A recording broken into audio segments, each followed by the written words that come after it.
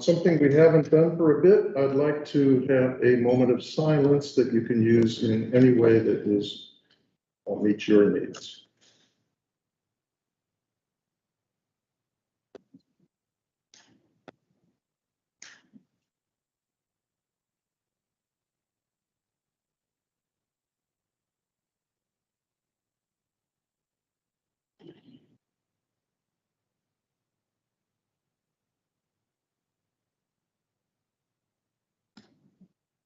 Okay.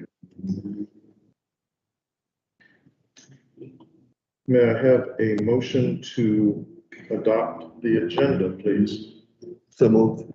I second. That's Daryl with the first and Cecilia with the second. I'm going to repeat these as we go so that Rakisha who's in the other office can hear them. So any discussion? Okay, we don't have to go person by person by person any longer. All those in favor? Opposed? Okay, we're going to move on then to approval of the minutes. First, the June 14th meeting. Any revisions or comments? Motion to approve those. So moved. Second. And that's Steve and Chip with the second. All those in favor? All those opposed? That's unanimous. Next, the August 2nd minutes. Any comments? Okay, may I hear a motion? I make a motion to approve. And that's Cecilia with the motion, Second. Steve with the second. All those in favor? Opposed? Okay, motion passes unanimously. Next is informal public comments. Although we don't have anybody in person, we do have comments from Jonathan Almond, and he submitted those in writing. So I'm going to read through those. They're in your packet. They look like this. You up?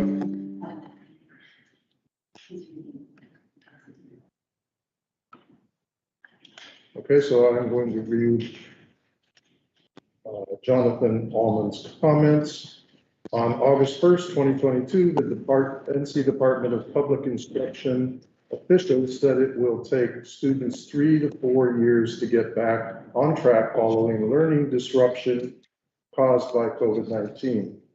Children 0 to 17 have a 995 recovery rate from COVID. Adults 18 to 49 have a 99.894% recovery rate from COVID.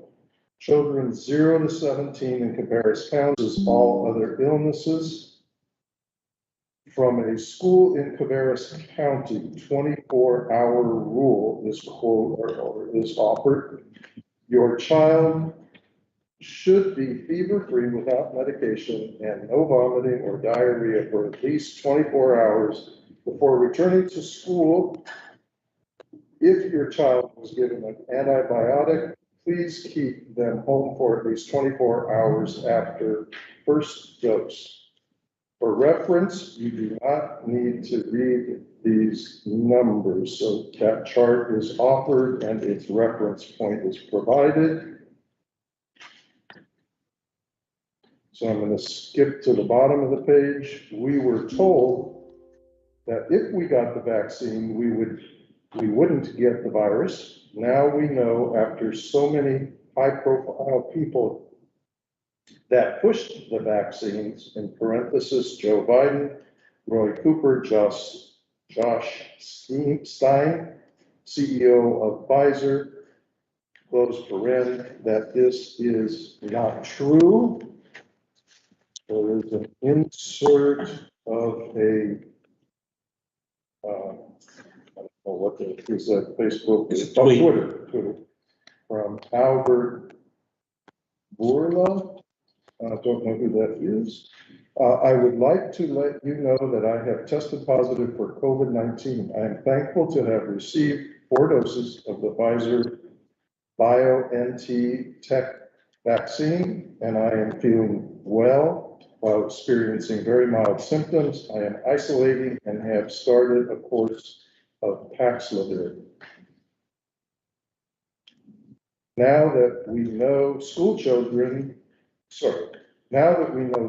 shutdowns and quarantine policies didn't work, we now know that vaccines do not prevent you from getting COVID. We knew masks didn't work, but for some reason still tried them. We fired, or in CHA case, didn't hire people because they wouldn't take a vaccine. How much longer are we going to do the COVID dance until all of the COVID cash runs out? I guess it is worth it, as Cabarrus County got $70,729,882 at the sacrifice of the kids in the county.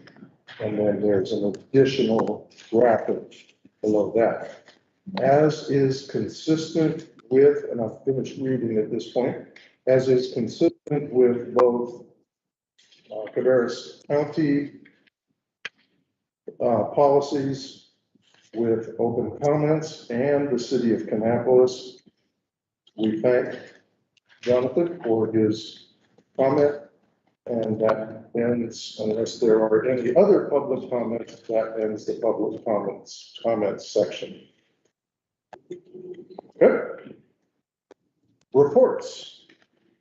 Child death rate. This is a requirement that Paula is going to provide to us by the state of North Carolina to provide a report to the Board of Health each year on the state of our children. And so, Paula, I think everybody knows Paula. I think I know. If I haven't met you, hi, I'm Paula Yates. I'm the chair of the Child Protection and Fatality Team for the county. In this thing for me. I'm going to give y'all the 15-minute abridged version of this. If you want to see the hour-long version, I have done the hour-long presentation for Steve and the Board of Commissioners, which I do usually the first work session in March. And so it's on YouTube every year. But I'm going to try to highlight the stuff that's important for you. So first of all, every county is required to have a child protection and fatality team. I started being the chair of ours in 2013. It's the best job I've never gotten paid to do. And basically, I don't think anyone else actually wants to do it, which is why I've done it for so long. If anyone else does, they haven't asked to do it, which is fine with me. This is what I do. It is statutorily mandated. So next up. I went through a whole bunch of stuff with the commissioners about how much better all our lives are now that Cargill is gone and now that Parker is here. That is something that I still stand very much behind. In fact, when I'm having a bad day, sometimes I Google my own name and Cargill Innovations and just scroll. So I encourage you to do so as well one day in the future. Next up. Okay, so I actually, let's get through this one too here. Yes, get one more, and one more. Hold on, where's my numbers? Here, got it. Okay. Never mind. Go back over the report 18, and then we're on because you got this is wrong. Okay, so our data review is a year behind. So like right now in 2022, we're reviewing the 2021 fatality death. I won't have those results until basically January of next year to go over with anyone. So the 2020 reviews that we did is really significant, and I want to explain to you why. So we had 8 children that died in the county in 2020 of just an illness. So illnesses are things like the child had cancer. It was something that was unavoidable. It's an act of God, if you will. There's nothing that anyone could have said or done that would have prevented that child from dying. Then we had 5 babies that died from extreme prematurity. So we consider extreme prematurity to be anything over 20 weeks. but a baby that just didn't survive for some reason. The most common cause of those fatalities are just extreme prematurity, like babies that are born at 21 weeks gestation, or children who are in our NICU but then develop NIC. We usually have 1 or 2 babies a year that have NIC, so that's a pretty average number. We didn't have any criminal matters or any abuse cases where children actually died in the course of an abusive act. But these are the things I really think are. So we had 2 accidental deaths. One of them was a child that was struck by a car. Basically, his family had a long history of failing to supervise their children, and that little boy tested positive for marijuana when he was born. His uncle backed his truck out and hit this child and basically killed him on impact. We also had another 1-month-old who was a co-sleeping fatality, and that child, we don't know that child's substance status when they were born. Then we had 3 children who all died, but like their cause of death was unspecified co-sleep. But in each case, they tested positive for some form of drug when they were born. So we had a 3-month-old that tested positive for marijuana, for a 5-month-old who tested for a whole bunch of stuff, and then another 3-month-old that was marijuana positive. So, Aaron, click for me. All right, let me come back here in just a minute, because I want to give you a big picture overview of this. So every now and then, the state will come in and they will make us do a more intensive fatality review. So that only happens when a child has had DHS involvement within 1 calendar year of their death. So if you've had DHS involvement within 1 calendar year of your death, the state will come in and they will do an intensive review, and they make me seat a team of people, like Marcella did one for us. They make us seat a team of professionals from like 5 different categories. Like you have to have a doctor or nurse, you have to have a member of law enforcement, you have to have a community representative. Based on the age, we either go with a partnership or someone from the school system. I usually serve on them, and we have to do a deep dive into this.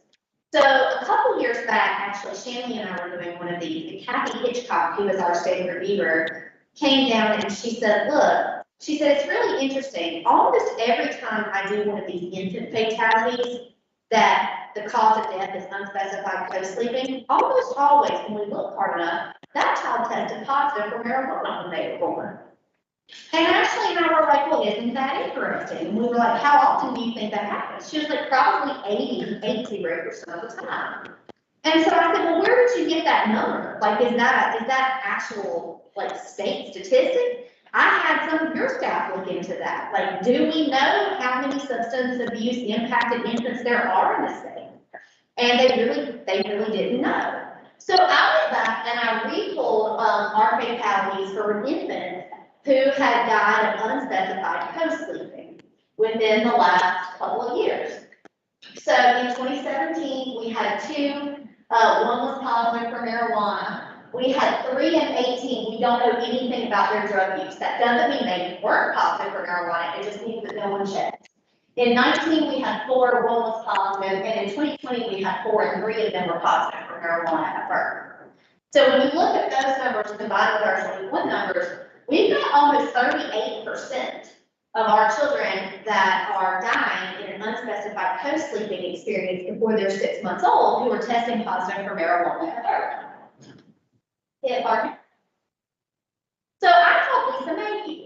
Lisa Mayhew is the chief medical examiner, or the chief death investigator for the state. She's getting ready to retire soon, and I'm very sad about that because I love Lisa Mayhew very, very much. And she has always been incredibly helpful to me anytime I have needed anything from her. And so I asked Lisa about this because Lisa has been trying to get the state's unspecified co-sleeping numbers to go down. And I called her and I said, Lisa, what's the likelihood that the reason the numbers are so high is because these children are actually in substance abuse impacted environments? And she was like, thank you. And I said, what are you talking about? She's like, thank you for saying that. She's like, I'm so tired of everybody telling me it's just co-sleeping. It's not just co-sleeping. It is an overall unsafe environment for an infant that is usually impacted by drugs. So if you'll click again. So, something that Justin, I'm not going to define that for you guys because you're Board of Health, I assume you know. But I did ask some questions of Lisa and of the state's toxicologist, I'm gonna show his one in a minute. And I asked the same question, could marijuana exposure be playing a role? I also talked to Dr. Ron Silver about this. What is the likelihood that marijuana exposure is impacting these infants? And what they said is that, first of all, if somebody or multiple people in the house is high to begin with, you're less likely to put your infant in a safe sleep environment. You're less likely to use a safe sleep stack and all the things that you should do to help your child sleep. Second of all, well, what does marijuana do? It makes you sleepy. That's why people take it to begin with, is because it's a sedative, it calms you down, it soothes your nerves. The problem with that is if you're under the influence of marijuana and your baby starts screaming or crying or having some sort of distress response in the middle of the night, you are exponentially less likely to respond to that appropriately. Parental attentiveness. You are not nearly as attentive as you should be to your child. Most of us in here who are at least mothers, I'm not going to speak for fathers, but I know myself, as much as I have tried to never co-sleep with an infant, and I have had 3 of them back to back, my children are currently 4, 6, and 8. But when all of them were children, at some point, I think I did fall asleep holding them, but I probably was only 90% asleep because 10% of my brain is listening to my child, and arguably 10% of my brain is still listening to my children to this very day, and they are asleep in the house. You're not going to do that if you're high. And then overall environmental conditions. So Dr. Hudson was the state chief toxicologist a year ago. He has since left that position and someone else has it, and I haven't talked to the new person. But he said that basically the state of North Carolina does no cannabis testing at toxicology for any case type or demographic at all. The state does not test it. He said that if a law enforcement officer really asks for it, and the county usually is willing to pay for it, they'll do it.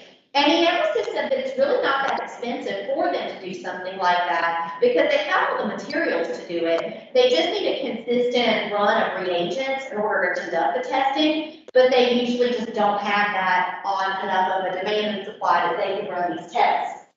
So he said marijuana use is typically not something like you're not going to sign a death certificate with a cause of death is going to be marijuana consumption. You're not going to see that.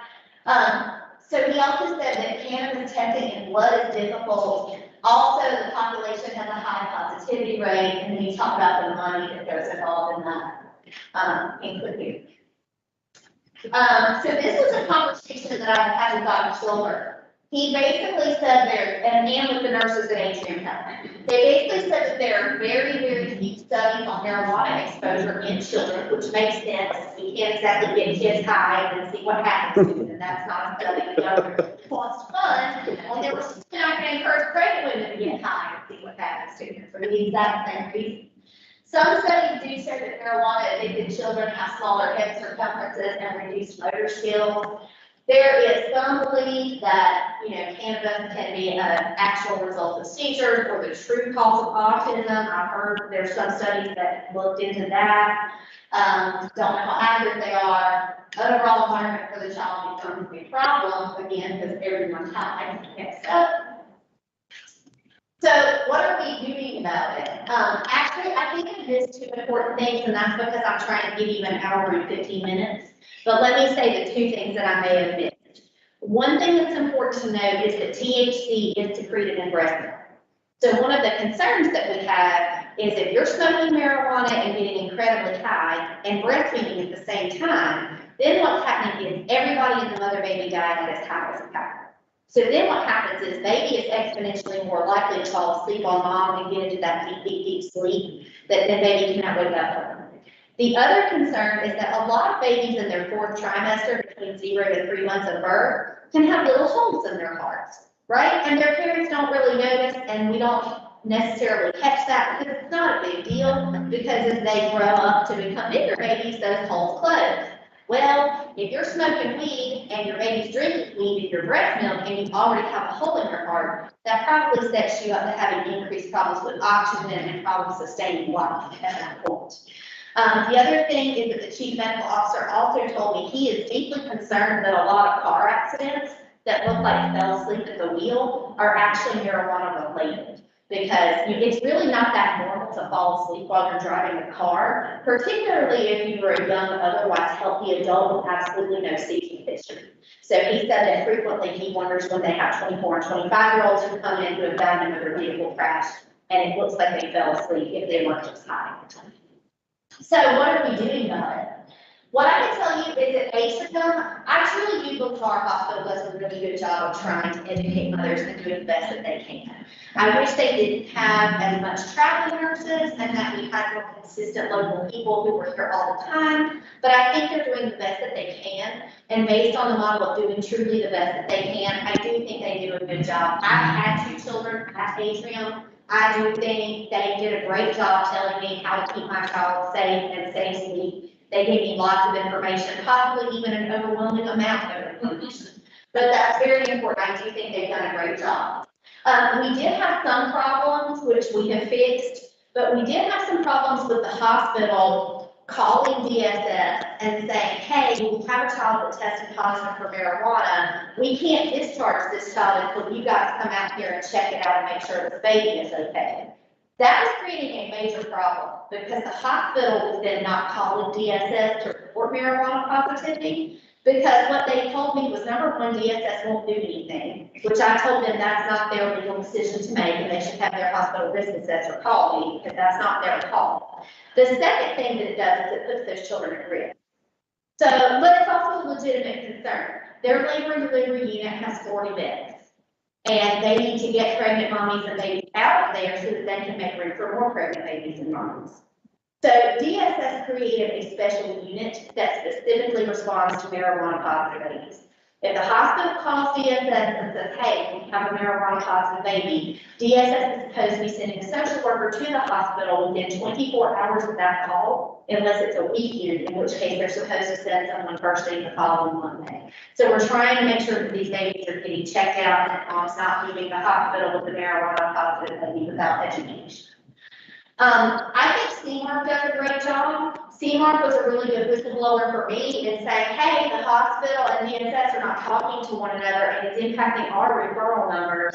We know they're not talking to one another because statistically we know about how big our population is, which gives us an indication of how many positive marijuana babies we should have. So I had those conversations with them. I think they're very helpful. Basically, we've been trying to provide better overall education to county employees, particularly our social workers. Some of our social workers have this like, well, it's just weed, it's not that big of a deal type of an attitude. We're trying to change that attitude so that they can recognize that weed is still an addictive substance. It is still dangerous. It can still impact a newborn life for all of the reasons I just explained, and to get them to be really, really serious about doing something about it. And we've also done a better job of educating the cops. The district attorney's office had a whole training with law enforcement to go over doing a better job of conducting these police investigations, particularly if they go to the house and there's marijuana everywhere. I can tell you we had one of these cases recently this year that did involve just pot was all over the house. I mean, there was like open bombs and weed everywhere in the house. There's been another case that I actually don't want to talk about because I'm not sure if the DA's office will let me, but there has been another case this year that did involve a child that died in a marijuana-related environment, and I'm hoping I can talk about when that prosecution's. We've just been trying to tell the public to please don't smoke marijuana when you're pregnant because we don't know what the impact that is on your newborn. And certainly we can do that to alleviate pain and discomfort, but there's other stuff you can take to alleviate pain and discomfort that we know what it will do to your fetus, so don't use pot. We've also tried to educate them on addiction, making sure they know that breastfeeding can cause THC to pass. Marijuana and breastfeeding can still create a recipe for danger, and also the wholesome part. And so next up, this is kind of where I think it's important for you guys to know, because hopefully the stuff that I just told you wasn't necessarily rocket science, or at least makes sense. I'm absolutely not a nurse or a doctor, so hopefully I did a good job explaining that to Francis. I love your son. I think the Sun Clinic is probably probably one of the best things that has ever happened to Cabarrus County, and I think it's an innovative model that everyone else in the state needs a sun clinic. If we could clone Dr. Suda, I would. We need that, and so Aaron, give me some clicks here. But again, nope, okay, well, my sun clinic, information went out. The reason I can tell you this, though, and this is what I told the board of commissioners, is that the sun clinic has delivered, when I gave this report last March, they had delivered 40 babies. All of those babies, were in their controlled environment with Dr. Suda throughout their pregnancy. They were all born. They all went to their special little pediatric unit there in the hospital. And you know what? Every single one of those babies is alive right now. And every single one of their mothers is alive right now. And to the best of my knowledge, those babies aren't even in foster care. I don't think any of them have had to be removed from their home with their family of origin, which I think is attributable to the good work Sony Bohannon Chapter has done to work with those mothers and to motivate them to be good, solid parents. So other parts, when I've been talking about this in other, child protection and fatality realms with other counties across the state, everyone is always kind of like, but opioids. And I'm like, look, opioids are controllable. I'm honestly not worried about babies that are born with opioids in Cabarrus County, because if they've been through Dr. Suda, those are the babies that I see die. Our data does not show that babies that have been addicted to opioids die, because Dr. Suda and Sonia are taking care of those babies. And it's not a huge population, but they're okay. You can't tell me that if I didn't have a sun clinic here taking care of those babies, that our dead substance abuse baby percentage wouldn't be far higher. So I'm actually not worried about opioid addicted babies. Everyone else in the state is, because no one else in the state has sun. But I'm not worried about those children. I'm worried about our children that are, their mothers are using marijuana. I can also tell you, I think this problem is one that is going to get worse rather than getting better for multiple reasons. The biggest reason that I can tell you that is because Mecklenburg County is no longer prosecuting marijuana at all. They don't do it at all anymore. Their district attorney pretty much stood up and said, I don't view marijuana use as a crime. And unless you basically have so much of it that you look like you are straight up dealing drugs along with other things, like we'll use it as an add-on charge if we're charging you with a whole bunch of slinging charges. But as a general rule, we're not prosecuting marijuana. So what's happening is you can go to Mecklenburg County, buy all the weed that you want, bring it back here, and generally you're fine as long as you don't get arrested between the Mecklenburg County border and your house. So it's much easier for people to buy it. It's not legal for you to buy it, but you're not going to get in trouble if you go into Mecklenburg County and purchase it, because the DA down there is not going to charge you anything. And of course, there's a lot of arguments and school of thought on that. I certainly recognize that there are people who think that drugs should be decriminalized for a number of very good reasons. I don't dispute that, but that is not helping with this particular population having problems, right? It's not helping the pregnant mother baby dyad at all. And that's probably just because people don't have correct education on it. The other reason that we're seeing more of this is because it seems like you can just buy marijuana everywhere now, because there's CBD oil signs everywhere. And no one really knows what that is or what that does to babies either. We have had several cases within DHS this year where mom and dad just were tired of baby screaming. They don't want to listen to it anymore, or they were tired of toddler being a toddler and climbing all over everything and, the couch being a trampoline. So they gave their child a whole bunch of CBD gummies. We've actually had a child who didn't wake up for like a day and a half because they had given them a whole bunch of CBD oil, just kind of guessing what would be good. And their baby wound up at the hospital in the emergency room because their parents could not get that child to wake up. Thankfully, their parents did panic and take them to the hospital where they could get appropriate medical treatment. But, it's a problem if you can't eat or drink or anything because you have CBD oil. So those are kind of like the hot topics in child welfare right now. Marijuana is my biggest concern at the moment, is children using marijuana and how that impacts people. So, hey, I didn't talk about COVID.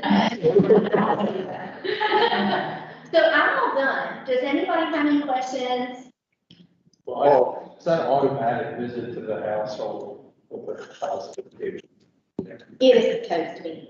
Yeah, then you just answer my. It is absolutely supposed to be. And if anyone finds out that it's not, I want to know, because I want to make that an issue. And we automatically test, I guess, the baby's obviously tested. That's what I was gonna ask you, Dan. The hospital regularly, I would They imagine, what's the trigger that causes the hospital to even think to test the child? My understanding is that mom either tells somebody that she's been smoking weed during her pregnancy, or she comes in with some obvious, she got out of the car with baby daddy smells like weed.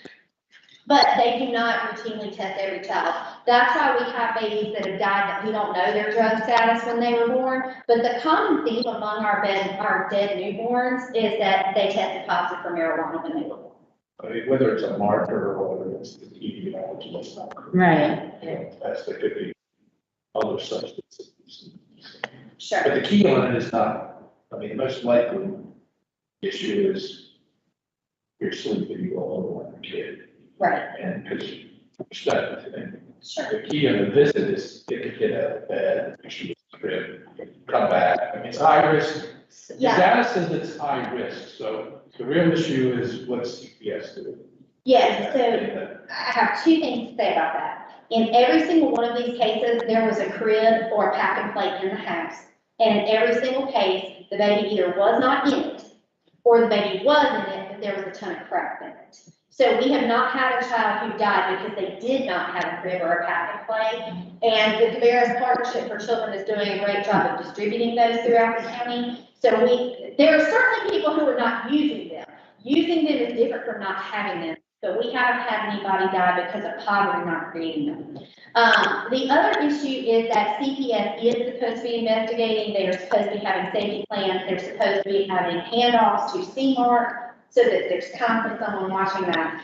Our DHS system is not perfect by any stretch of the imagination, but one of the reasons that this is a struggle for them is we don't have really good legislation that deals with marijuana. Part of the reason that their attitude is kind of like, well, it's just weed, is because that's kind of what people think about marijuana. We don't really have good data that deals with this, and we probably arguably either really need some data that does deal with it, or we just need the state legislature to write some legislation that says this should be part of DSS's protocols. See, if the alcohol's legal, we have a different attitude towards mothers. Exactly. Well, I mean, we have a different attitude about mothers who smoke. Yeah. Like I cigarettes. just think Like, it's become acceptable and including as the enforcement. yeah, I mean, I felt like I couldn't drink a cup of coffee when I was pregnant, much less be smoking a joint. But I mean, that's what our population is doing occasionally. I like that. If there's somebody else, I had a go question as ahead, well. you go. So other states that have legalized marijuana for much longer than we've ever even discussed it in North Carolina, certainly there's some research from other states who have gone farther with this, isn't there? So that's a really good question, and it's one we've also had.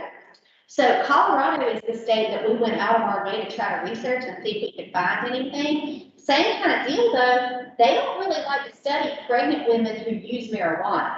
So there's not really a study on, just because marijuana is legal, you're still not supposed to do it when you're pregnant.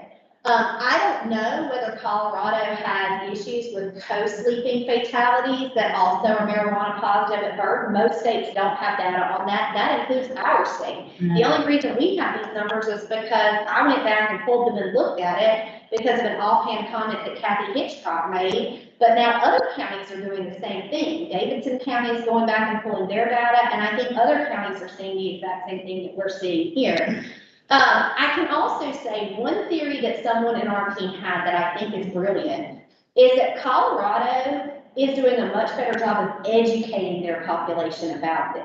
Because when they decided to legalize marijuana, they used part of the taxation that they got that people pay when they buy it to actually educate their population on what marijuana does. And it says on the legalized THC items that you can purchase in Colorado, you should not use this if you are pregnant. I mean, that's a warning that's on those items. And so I think the issue here is that we have people that are buying it illegally, using it illegally, and it's kind of like the safe sex campaign, right? If you don't educate your population on risk, people are going to engage in risky behavior and not realize what it could do to them. Yes, sir. Sure. I think there's something to add to what you're looking at. Yes. And I feel passionately about this because I said it the last time I was on this board. if we do anything about infant mortality, we will solve most of the other public health and mental health issues in this county. But we can't do it chasing a marijuana death, in my opinion. We have to do it chasing a marijuana death while we're chasing preconception care, prenatal care, neonatal care, and postnatal care, and actual access to that care. Because I would venture to guess that most of the people, and it would be an absolute guess, much like your guess, that none of those 8 or few of those 8 babies, mothers, had preconception or prenatal care through an atrium provider. I think they actually did. Well, they may all have, but I don't know that, and I don't, and I don't know how. We actually checked that, and I think Amanda has that data, and if she doesn't, we can have her go back and look at it again.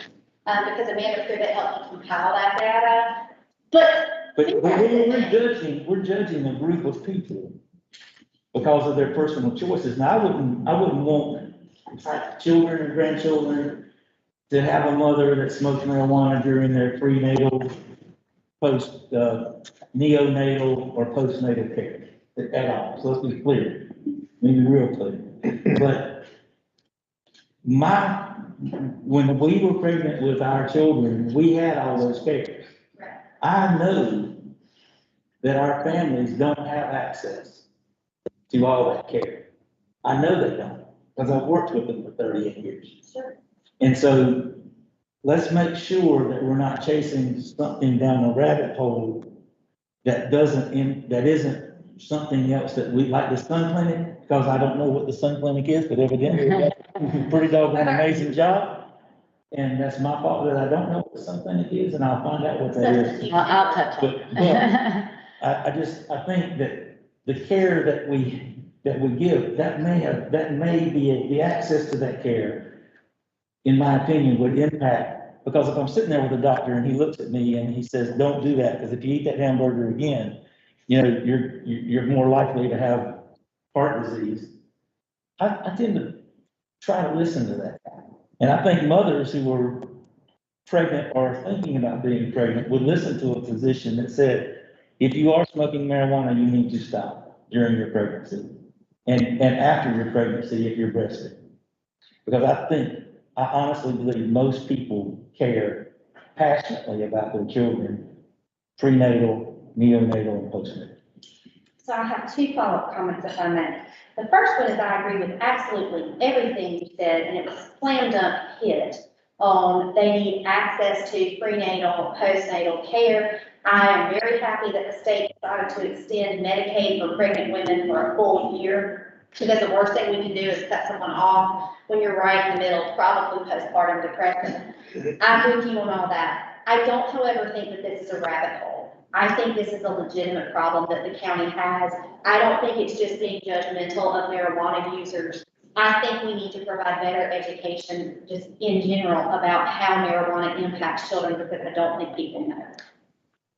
Oh, I completely agree with you and with really everything that's been said. What I most agree with is the fact that as a public health agency, we need to act on evidence and on facts and on scientific understanding of what's going on. So we can speculate that marijuana leads to someone falling asleep. Well, and it seems to me that there is a place here that maybe the healthcare companies and the public health agencies need to go at the state legislature, at a public policy level that says you must collect data, you must understand where the causal factors are, so that we're on firm scientific ground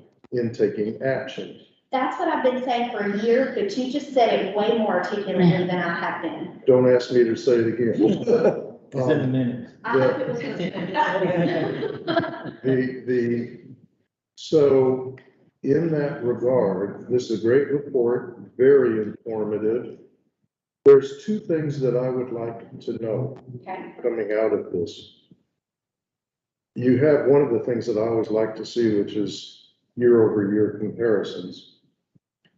It would be very helpful to know some county by county data on this. I think what you're telling me is only some counties are collecting it, which gets to be to my second point, what recommendations do you have for us?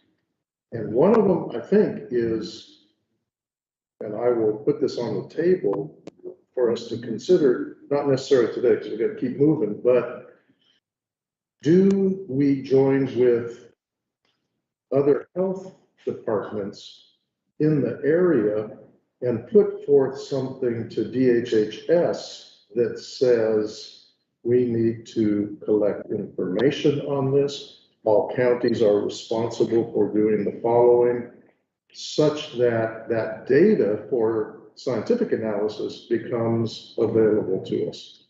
Can I take a stab at that as well? Of what I always like to see as well. Let's look at the census zones. Yeah. To see where it's located, and then get to the why.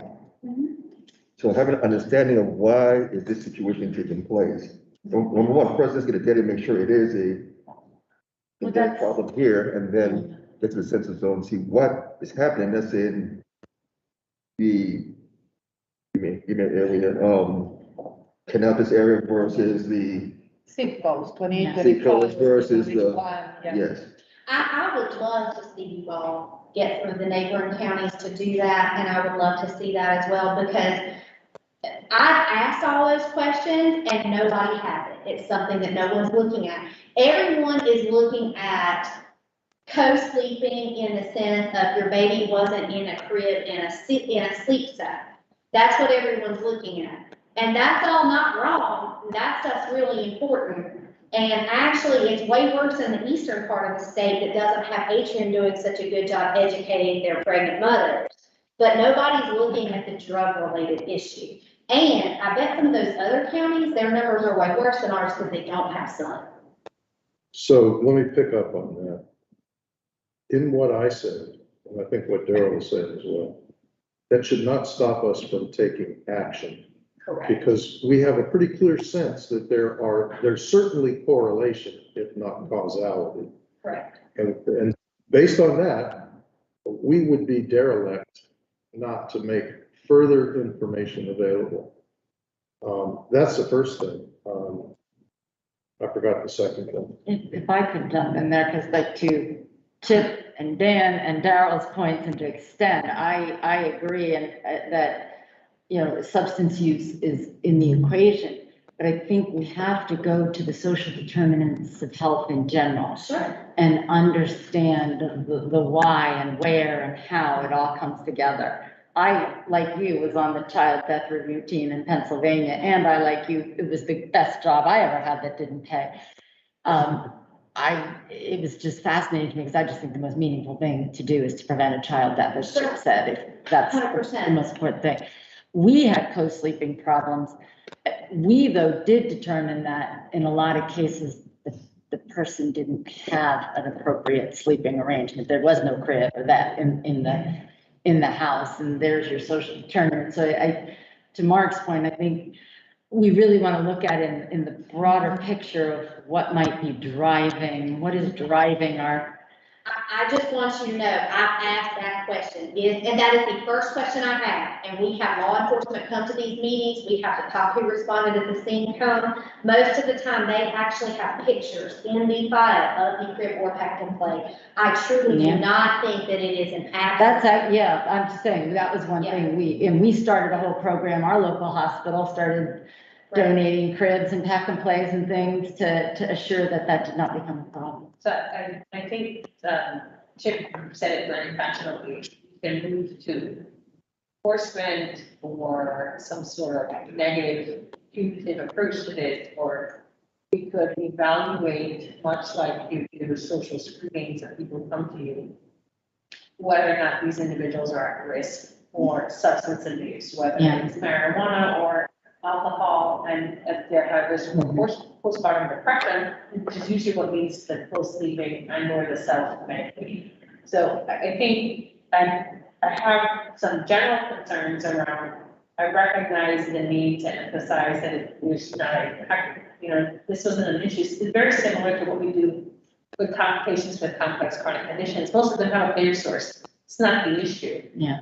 It's the fact that we haven't paid attention to the holistic picture of the environment the individual is in.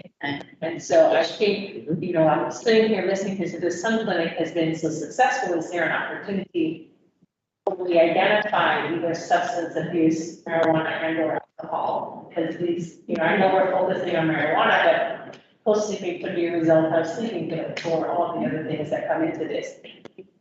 I think if there's an opportunity to put them through that, the mental health support that they may gain.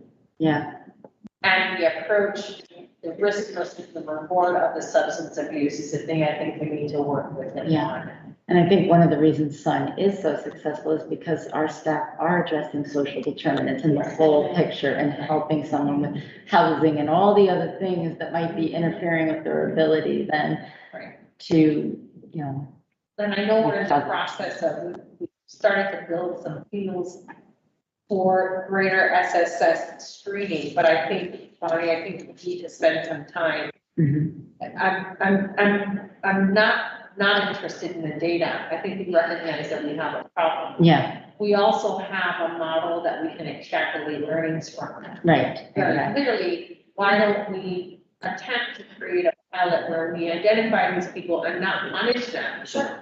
But engage Work with them engaging. in an approach that provides the mental health support and the social wraparound support to help them connect strongly with their baby, but also make a connection to some of these behaviors and the safety of the child.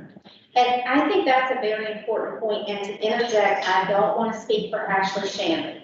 However, Ashley Shanley is truthfully one of my best friends in the entire world, and I feel like she was blessed what I'm about to say. If you all had some sort of a pilot and a plan for how to help with this sort of stuff, and somebody had criminal charges pending, as long as somebody was working your pilot and your plan, those charges could get continued and dropped. Because Ashley does that all the time. She doesn't want to punish these mothers. That, the goal is not to be punitive or to send anybody to jail. The DA's office wants exactly what I want. I don't want to see these babies anymore. I'm tired of every single quarter when Amanda calls me to say, hey, our fatality packets arrived, I brace myself, because at this point, I know there's going to be a child in there that died of unspecified co-sleeping, and there's a really good chance, like about a 40% chance that when we see if they tested positive for marijuana at birth, the answer is going to be yes. Also, the one case, I thought about this a little bit more, how to present it to you. We've had an infant die this year because their parents were hotboxing. Does anyone know what hotboxing is? What's hotboxing? No, I can't say I do. Okay, I didn't know what it was either. Hotboxing is when you intentionally get into a vehicle that is about 90 degrees, roll the windows up and smoke marijuana in the car so that your high intensifies. I don't really understand how that works, but apparently it's a real thing. We had someone do that with their newborn in the car. And the child died from heat. And so that's the kind of stuff I'm seeing all the time. I don't want to see that anymore. So I welcome anything you all can do. Well, I guess I want to make a comment on this because I think this gets tangled up with the legal question. Well, let's just take that off. Let's say tomorrow, the state says, we're Colorado. Yeah, And it's okay. Then it's a risk factor that we've identified, not dissimilar to, we don't have the data, not dissimilar to smoking or alcohol. I guess I will take a step back on the judging because we do judge women who are pregnant and smoke, and we do judge. And that's societal. And whether we call that a marker or whatever, our job is to bring the science. You're clearly presenting something that says this is a risk factor. yes. We can take the legal question out of the table, assume it's legal. There's a big industry promoting the health side effects of doing this, Yeah. including nausea Yeah. and pregnancy. So If it's not safe, we need to be prepared to say that. We say that for alcohol, we say that for cigarettes. That's understood. I would say it's shame, but that's a different spectrum, but it's legal. Right, So right. we have to be prepared to say what's an uncomfortable fact in an environment where it's become acceptable, and it's become acceptable in the age range that has babies. Yes. So the only reason I'm here in this room is because I represent the North Carolina Research Campus in effect. Bonnie knows this. We have now added our second and third behavioral scientists to the campus for the first time. Everybody else is physical scientists. I spoke with them about behavioral issues associated with overeating, and that's their primary focus. I would like to sit down with you and Bonnie and anybody else who would like to join, and talk about this further to better understand what they might recommend, both in terms of further research opportunities, and maybe we have Sarah join us for grant opportunities around that. Well, they mentioned at the last research directors meeting that there is some funding coming down specifically for research projects around substance use. So this might be a really interesting thing to have them dig deeper into. I think For it's the a more the why and- grant opportunity, because Yeah. I think this is. I think so too. I gotta say, I'm sorry. Let me just finish one other thing here. I want to come back to something. I would really like you, after listening to this conversation, come back to us Okay. with a couple recommendations that you think are achievable and that make sense in terms of changing what you've presented to us, which is a not happy story. Well, my team is fighting about that. We're working on it, but half my team is really distracted by the legal issue that he just brought up. They don't want us to be judging anyone. And I'm like, I'm not being judgmental. I'm telling you that 38% of my newborns that die, unless that's co-sleeping, were positive for marijuana at birth. That isn't is. That's not a judgmental statement. That is a fact based on what I know about our data. And I think my team is going to come back and say, study it, please. Because you're right, we don't have hard science on this. We don't have data on this. And also, we don't have a huge sample. I'm only looking at Cabarrus County's fatalities. It's not a huge sample, and I'll be the first to admit that. So I think that going to the other health departments in the local area and asking them to share their data with you would be an ideal situation. It's not difficult to get this data. Every county has a child fatality team. Every county should have this stuff, but they need to go back and look at the individual fatalities for that and look at the co-sleeping ones again. You will have lunch with us though. Absolutely. I'll do anything I can do to stop these things from coming into my inbox every quarter. I'm So, tired I want to thank you for sticking to 15 minutes. of it. That was y'all's question. I did the time, I did my job. Daryl had something also I cut him off earlier. Yeah, actually, I cut you off, but it's a good thing. You brought lunch, you brought dinner, so I'm gonna forgive you. The only thing I want to add is, taking on to what you said, is that we've got to take the legal issue off the table. Oh, yeah. Because when you try to tie legalism to it, race comes into play as well. Yes. And you don't want to demonize any groups of people. We need to look at this as if you are studying alcoholism and cigarettes and make this just another factor that hasn't been studied yet. And I think once we do that and we get the data and we have the conversation, we start making recommendations based upon facts, pull the emotion, pull the law out of it, because it is what it is now. Right. Yeah. But I think this is definitely a way to save babies. So thank y'all for having me. Thank Thank you. you. Excellent report. See y'all. Bye. We will let others know about that in case some of your folks might want to. Yeah, I really think this is an opportunity once we identify those folks, if there's a chance. Wasn't taking the stuff during the sun clinic, but Yeah, that's an opportunity for us to get those folks plugged in. And it's sort of the opposite, right? So you see them, once you find out that they're pregnant, all the way through delivery, and you provide post-support for them, but we almost need to do it on the other side, which is we identify an action delivery. And what do we do to make sure that they address or aware of that behavior, the risk associated with it? Yeah. But I think we can come up with some structure.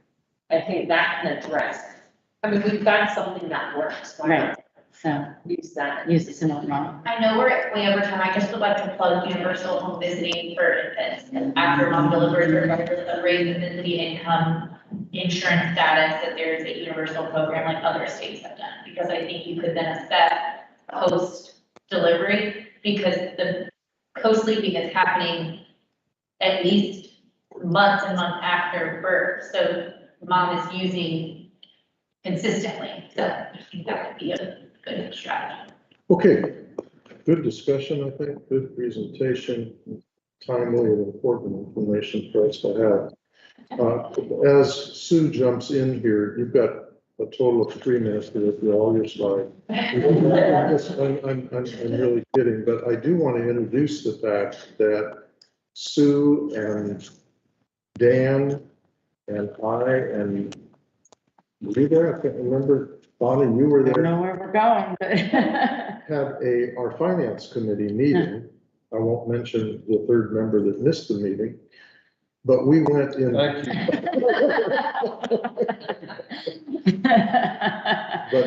But this is a process that both Laura and I are interested in continuing to do, both with finance and in the other committees, of having a deeper dive into the presentations that are made in such a way that the committee can recommend, based on that deeper dive, what is going to be presented in slightly more summary fashion to the board.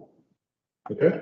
Yes, so I have 6 slides for financial reports, and I'm gonna try to make up a little bit of time with these 6 slides.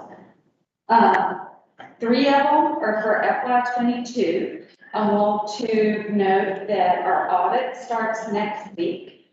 I also want to note that the biggest impact to our revenues over expenses for FY22 that wasn't as high as I had hoped had to do with managed care payments and the managed care 4 quarterly payments we were supposed to get. I had anticipated that those 4 payments for us would total over $1 million. We got $38,000 for only 2.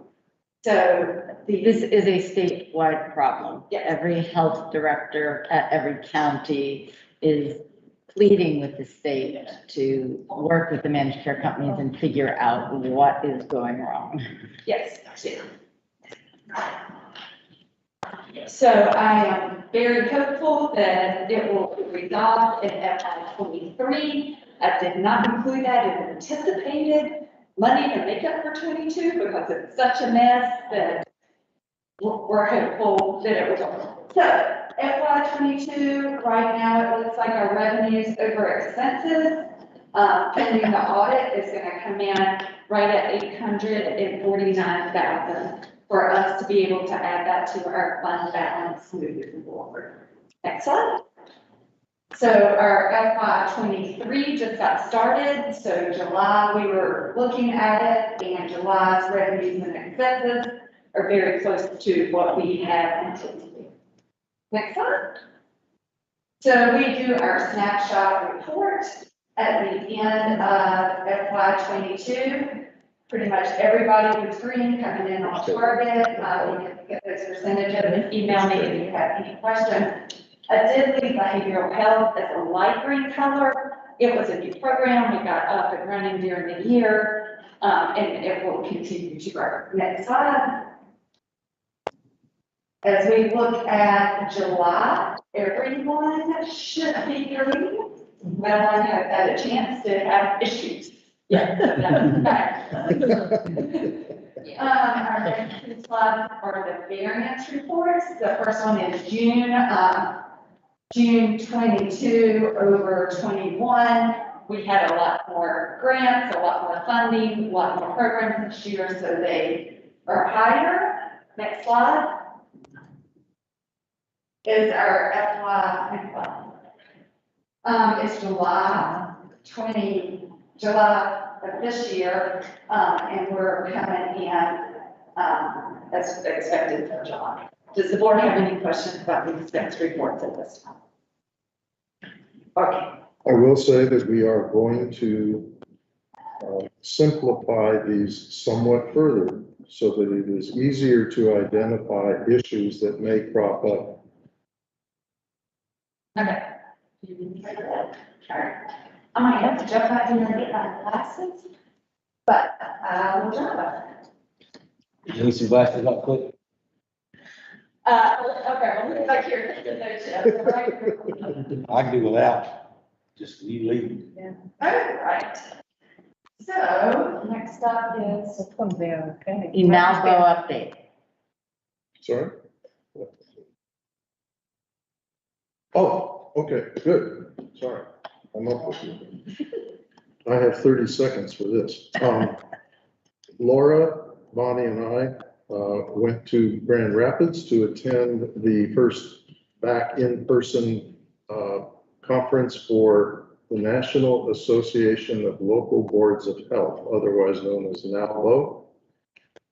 It was both a valuable experience in that I think we all learned things. I think all three of us offered significant suggestions for improving the conference because it did not meet our expectations in other ways. But in thinking about and focusing on what we did learn, I did yesterday embarrass myself by saying I had not seen this document before. If you could scroll up just enough to where it says governance functions. This is NALBO, having worked with other organizations that function in the Board of Health world, coming up with, and with their membership, coming up with a series of statements about the functions and governance functions of a board. We are going to focus on this. Both Laura and I and Bonnie agree that we need to be thinking about our work in terms of these functions and understanding our work in terms of these functions. So we're going to spend a bit of time focusing on that, not tonight, but over the course of the next several meetings. And in fact, we may use it as a way of evaluating where folks feel we are relative to these responsibilities. So I wanted to get that in front of you. For me, it was the most valuable part of the conference. And I used it as a framework for many discussions that I had with folks there from other boards of health. So I don't want to go through this because I think it's inadequate to what we need to do, which is a quick assessment of our functioning in that regard. There will be more to follow on that as our next meetings come up.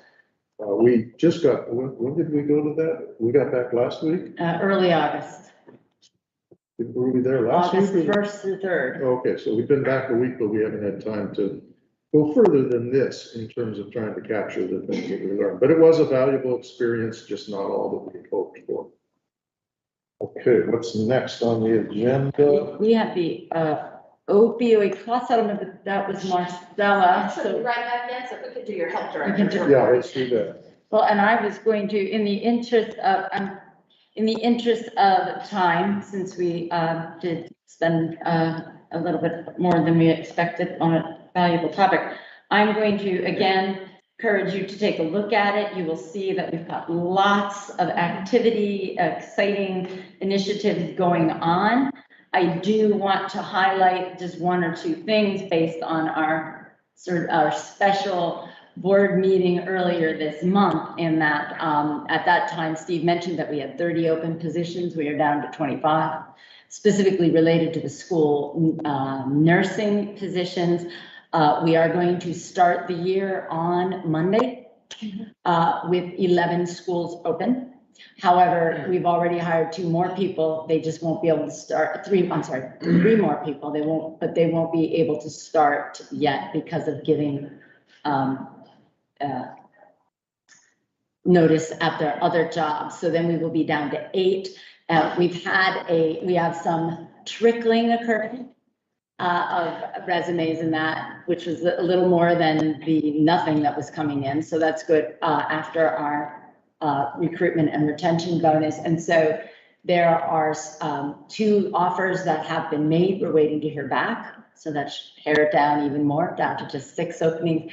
And we have several interviews. So we are hopeful. We also have hired a few who are willing to do PRN work for us. A nurse who retired back in June when she heard of the problem, she's coming back to help.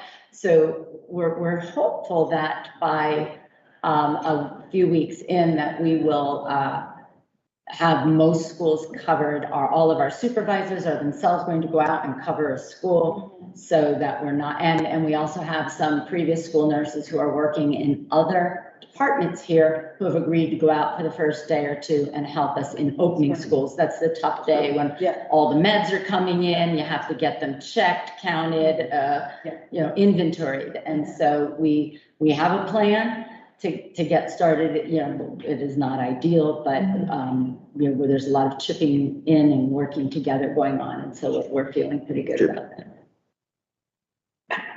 Good. Chipping in. Chipping, and Chip is chipping in, I hear. I didn't know you were a nurse. Oh, no, far from it. In other specialty areas, we're also experiencing shortages. So. Okay. With let's that, go Marcella, to- that, I really wanted you all to hear this, a brief update. I'm sure you're all aware that there has been a very large opioid settlement and across the country, and I'm going to hear how it's impacting North Carolina and specifically our county, and how we as a health department are working with the county to assure the most effective use. In case they call. All right, so like Dr. Boyle shared, the opioid cost settlement, Cabarrus County has received its first allocation, so I'll talk a little bit about that in just a moment. So Aaron, can we go to the next slide? So in the state of North Carolina, the way that Attorney General Josh Diamond's office has set it up is 80% of the funds will go to the local county and through the commissioners, through the county government system. 15% will stay at the state level, and then 5 additional percent will go to the counties, and they can put it into their own kind of county incentive fund, I believe. The interesting part about this, the big change here is because if you remember with the tobacco settlement money, there was a lot of frustration at the local level after the tobacco money came through. A lot of it stayed at the state level and really wasn't able to come down and kind of went to other places at the state level that really didn't have anything to do with tobacco. So there are very strict parameters around the use of the opioid settlement funds. I'm going to talk a little bit about those, about how it's used and how it's allocated out. So in the state of North Carolina, is getting $26 billion. Cabarrus County is getting 10.7 million, and then Concord's actually getting 1.4 million. Now this is over 18 years. So I think that's also important to highlight. A lot of times when we talk about strategies, interventions, grants and those kind of things, we're like, all right, we've got 3 years to change the world. So this actually gives us time to be intentional and thoughtful and a long-term impact, which a lot of the times we don't feel like we get to have. So within the North Carolina opioid cost settlement, there's 2 options. There's option A and option B. At this time, there's discussion about using option A. So these are something that each county has to decide if they're going to go option A and option B. I got option A up here, and it gets very prescriptive or organized strategies that counties can use the funds for. They are kind of front-loading the money. So Cabarrus County will get probably a little over 1 million within the first year. There's usually a spring and a summer allocation, and then it gets smaller and settles out about 400,000 a year for the rest of the year. But that was something Josh Stein shared even when he came and visited here, was the importance of getting this money out to the counties now while we're in crisis. We're seeing that impact post-COVID, so that interventions could be started more quickly. With option A, it does allow for that quicker implementation. Option B is similar in the fact that counties can use some of these strategies, but there are a lot more stipulations and requirements around program planning, making sure you have a collaborative plan, you can submit that plan to the state and get approval for those kind of things. as you all know, and I know Commissioner Morris knows, conversations around opiates have been going on in this community for quite a while, and that level of collaboration has existed. Back in 2017, we had the opportunity to lead, it was a challenge by the North Carolina Association of County Commissioners, that everybody had an opiate summit and a forum. We pulled partners together at that time, and the action plan had 10 items, and we completed 6 of those 10.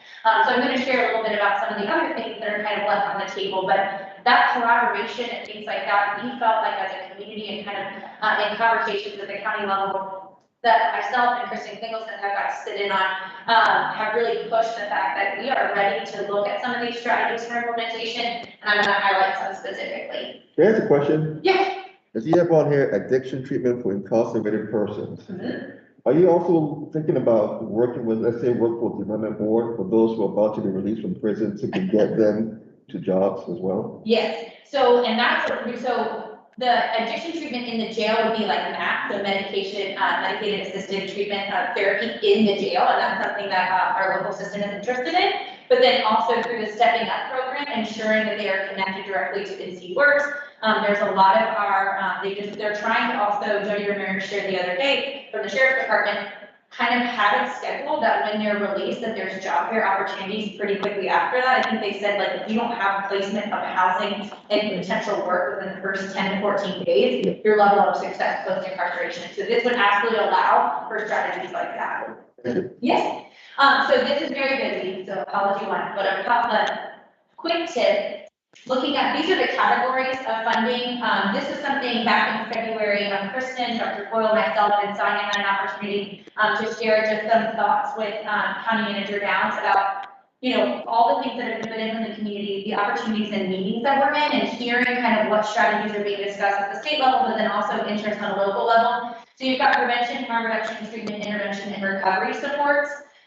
Different initiatives that could be funded, the Substitute Coalition, empowering youth, so that's the Cabarrus County 4-H, continued support for certain service, but really peer support specialists, which you see over there, recovery supports, the co-response model with our law enforcement and EMS, police-assisted addiction recovery initiative, that's where a law enforcement officer on scene can decide not to continue with charges, so it prevents it even from getting to the DA's office, where a lot of those programs, they have to go all the way to court, and then they're in the court, and the judge and the attorney would decide on what that would look like. This would prevent that and really allow law enforcement to do that. Post-overdose response team responds usually within 72 hours of an overdose, peer support, and then housing and workforce. We did just receive a grant for housing, which would support our son mothers as well as other partners. I think what's most exciting about this, and we think about some potential opportunities, is the number of partners across the community that are invested and interested in working in this space. You'll go to the next. So Cabarrus County has gotten $413,000 so far, so that comes in through our county.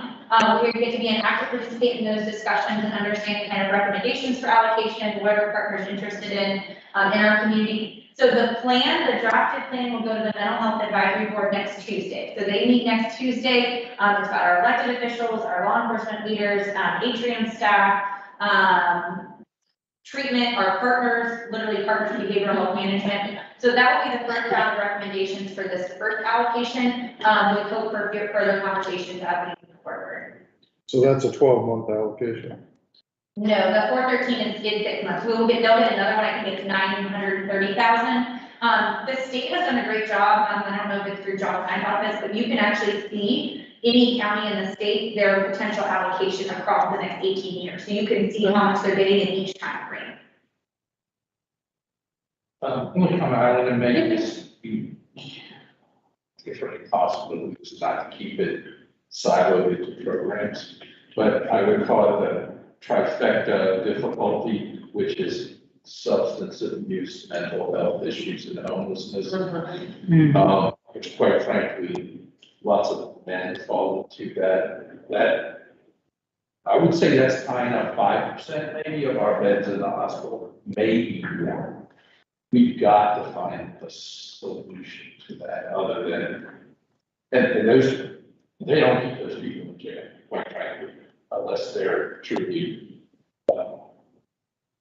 harming. Yeah. The hospital is the place of last resort for them right now. So whatever we can do not to leave, I mean, some clinics cool, but it's it makes sense to do that.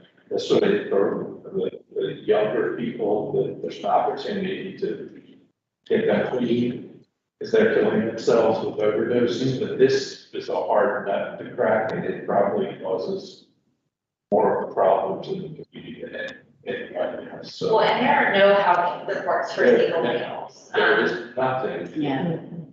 And the mental health doesn't want them, substance abuse places don't want them, the long-term care doesn't want them, they have no place on the streets. Yeah. Hospital. I will share, not that this is a solution, because I think you're exactly right, that was a huge gap in the kind of the service line. So I House and Opportunity House have partners, so Opportunity House is our day shelter. I House does work with individuals post incarceration, but they've got one home or two and maybe able to serve 8 people. And then the Salvation Army, the new shelter will hopefully be open in January or February. Right now, they have 28 beds and they'll move to 62, but they'll be full the first night. And so it's again, it's going back to, if you don't have housing, then you don't have access to your medications, and then you're using substances, and you're in these tent communities. And Worksite just shared an unsheltered focus group of some of the housing partners, and they think law enforcement estimates about 380 individuals living in tent communities. So it's a challenge, that there's no space for people. Giving them clean needles just accelerates the. I don't know. I don't know if I We've would. got to Well, I find- didn't, we've got to I, find- giving them needles of what? Just, we've got to find treatment for the whole piece, the substance, the mental health, the substance abuse, and the homelessness. Which, yes. Well, we do have to Just meet we people where can't they're just do pieces. at. We can't just do pieces because it doesn't Yes. solve. Well, and that's the beauty of the Yeah, model so that that's the problem. Marcella and the county have to think, how are we doing prevention, Yeah. harm reduction? Again, I was trying to get into prevention. that, we get up with a lot of things get siloed. Yeah. And Yeah. it includes. We want to, and I think we've already got a Yeah. lot of this, like Marcella said, we're ahead of a lot And I'm of only just saying that we just need to, because we'll do these things and we'll pick off some high profile, so I won't say it's easier, but there's a lot of motivation. Yeah. You're pregnant and you're substance user to get off, and I think that's why there's a lot of success on that, the recidivism is lower when you're bringing the baby. But Yeah. some of these- Oh, yeah, it's a turning point for anyone. It is, so there's, and I'm, that's not to not make that, because we had to give them access to it, so they can get. Yeah. But there's a growing population that's stuck in that, and it's kind of cycling between jail, streets, and mental health facilities. The problem is that the challenge of getting into recovery is not easy. And by that, I mean, not only the personal battle of recovery, but the access to services and resources is a major challenge. I mean, the county is going to be building 2 new facilities, and those are going to be full the day that they're open. And I think just accessing long-term care, but I also think meeting people where they are, which is where Matt in the ED, Matt in the jail, Matt through EMS and community, like people being able to deploy out, or while you're there and they're in person with them versus calling and scheduling an appointment and going through detox and then like this cycle of, if you've ever tried to make a call for someone, you quickly realize that it's not what you see in the movies where you should just go to treatment for 30 days. Well, I would challenge all of you to try to find a treatment facility within the next week or 2 to try to get it in for 30 days. But if you think, Well, I mean, today we have a patient that we have in treatment, but he has to move this week. There's no place for him to live, and there's no transportation to get him to. He doesn't qualify for it, he doesn't. I have seen this firsthand with a young lady that I was trying to help. There is no place that can say, yes, we can help and we will provide a systemic program to support what, and I'll put what you've got up here in the social determinants of health framework as well. Because you've got all the social determinants of health that are underpinning the issues that are cropping up with these folks. I didn't mean it to rail, guys. We've got to talk about it more holistic, all inclusive, or Yeah. we can take off what I call high achievers of low risk recidivism, but we won't get to that before we really want to get to that probably causes. We're the highest mortality. So that's just observation. You can see it at the stage. And we don't have room, we truly don't have hospital, but that's sort of that final place because there's nowhere else. I think the one thing I would ask is, you know, we run into this a lot of times, is creating access points in different places. But have we identified, to Dan's point, we want this all the time, to tackle like the state, we start to look at, to your point, the ones we think we can turn around and have these bucket of folks that we just can't seem to be able to motivate beyond that. So have you guys looked at any of those models for that type of an individual? And I have to give Ed a lot of credit for the huddle housing concept and the like, but even his staff are gonna be overwhelmed with the social support, psychiatric support, and restaurant support services to create. Asha, can you speak up? I guess, yeah, you had to give a lot of credit No, to. To Ed Hosack for the huddle housing concept and for the work they're doing to move people out of crisis. But we're talking about a population of folks who that is such an intensive process to be able to recover that, and the percentage of recovery is still relatively slim. I don't think we should give up on that, but have we looked at the resource support? Do we know what that model looks like? And that might be an opportunity. It's gonna certainly cost more than what we have in front of us that will be coming to us, but I think that's one of the things, to Dan's point, we shouldn't run away from looking at that type of model, because I think we have enough community support. One, for us, is a compounding reason to support those folks, we see them over and over again. Unfortunately, we really aren't in a position there's no way for us to episodically treat them. Yeah. And get them to where they need to be. But I think there's an opportunity for collaboration and funding across multiple stakeholders to be able to come up with a model where we could at least make an attempt to say we focus on 30 of those folks and we keep them in an intensive work with community health workers, and with the hope of being able to rehab them. Yeah, I think the only challenge that I hear from providers across the scale is behavioral health doesn't make money. So entering this space means it is a commitment, it is a financial commitment for the betterment of society, with knowing that you are never going to break even, you are always going to operate in the red, and you would have to have large capital support. Because a lot of our current housing partners are not comfortable serving individuals that are in active use, in recovery, whatever it may be, because of these different concerns. And it's a different, you may be serving someone with a mental illness and the next person comes in, has been in active use for 10 years and now they're in recovery. So I think there are a lot of community partners who'd be willing to do this. I think the next question is the capital cost and the expense of collaboration, because it's going to cost. And then I think also the capacity of these organizations to serve these types of populations, because in Charlotte, you know, some of the people will talk about different organizations, well, they're private pay. And that they can provide the 30, 60, 90 days for private pay families, but for an individual who is on Medicaid or whatever it may be, there's not a truly good option. We've got 3 state hospitals that are not great to serve these individuals. So I think Cabarrus is the place to figure out what that collaboration to what level looks like. I'm happy to look into other models. I just think it is going to have to be an expense that falls somewhere. Yeah, I mean, I didn't mean to distract us from the whole thing, but we can target the people who are prepared to or to be persuaded to go into the recovery.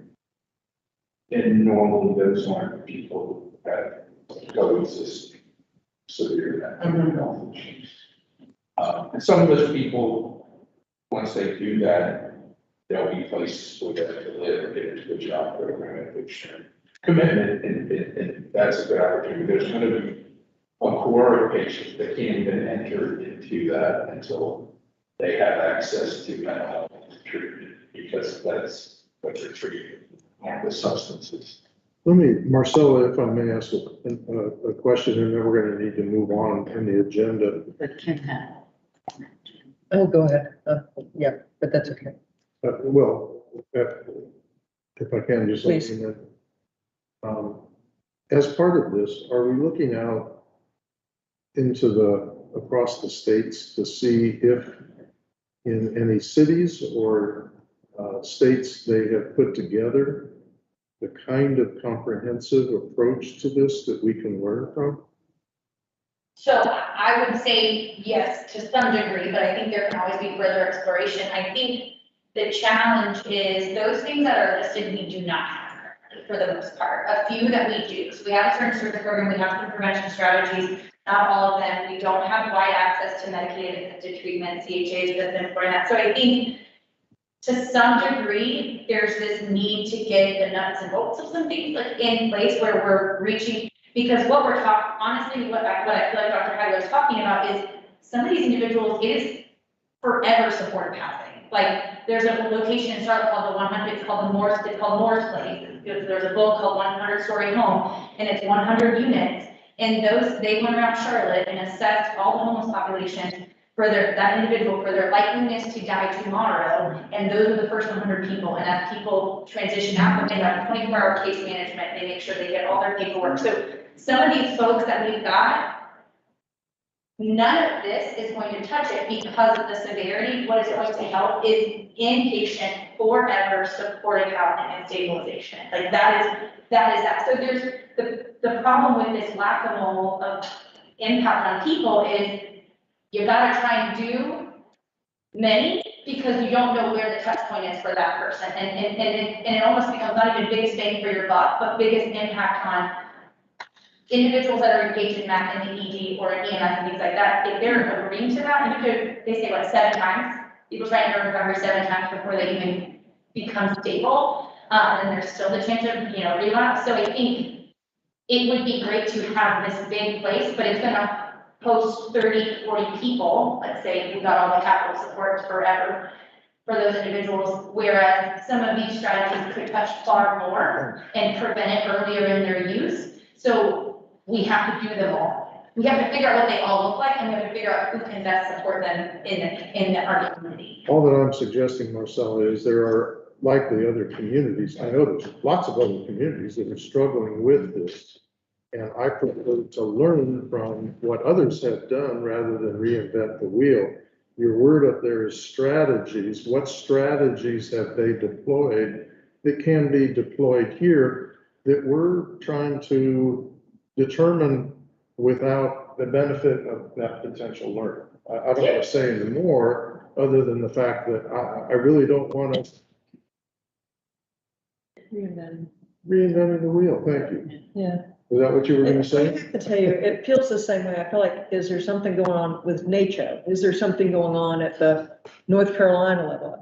It does feel like that because everybody has been talking about this. And maybe there's a sister city, if you will, that looks like us. If that's, I'm not trying to be oversimplified, but something like that, that could be a bigger strategy for them than, that's just another, because we're all doing the same thing. Yeah, I know what you're talking about. So I kind of agree with you. There's things that we know that work. We know that, based on the size of the county, we're going to get results. That's worth funding right off the get-go. And there may be 1 or 2 things that are worth trying. But actually, we got 3 big cash infusions that the state's going to pull off 15%, maybe we can support away something, and then we match with the hospital and other places to work. Even if it's 100 in Mecklenburg County, so it's 20 in Cabarrus County. Maybe we make a dent. I think there's a lot of downstream, whatever's going to happen inside the door. In the hospital, in the ER, there's lots of benefits from getting some of these people into treatment, to a place to live and all this. Yeah, no, absolutely.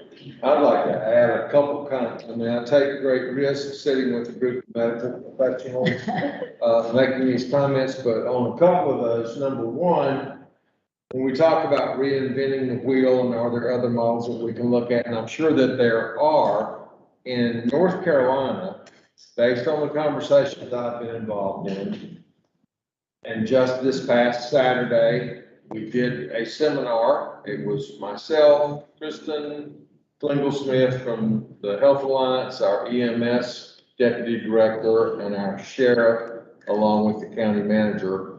We were hosting the North Carolina Association of County Commissioners here in Cabarrus County. And so I got the distinct impression that probably, particularly in the area of collaboration amongst those people that I just named, we are light years ahead of most counties in North Carolina. So we don't have the answers, we don't have the solutions, but they are looking at us as a model, so that they don't have to reinvent the wheel. A lot of work to do in that area. I see Marcella shaking her head yes, and I know that she has been involved in a lot of these other discussions. You know, the other thing, you know, and I'm losing my train of thought on some of it because I've received so much information that I feel like my head is about to explode. Because we talked a lot over the past week about opioids and the situations. We've talked about the medically assisted treatment. We've talked about the Serena service program here. All of those things, and people are all over the map on that if you go out for public opinion.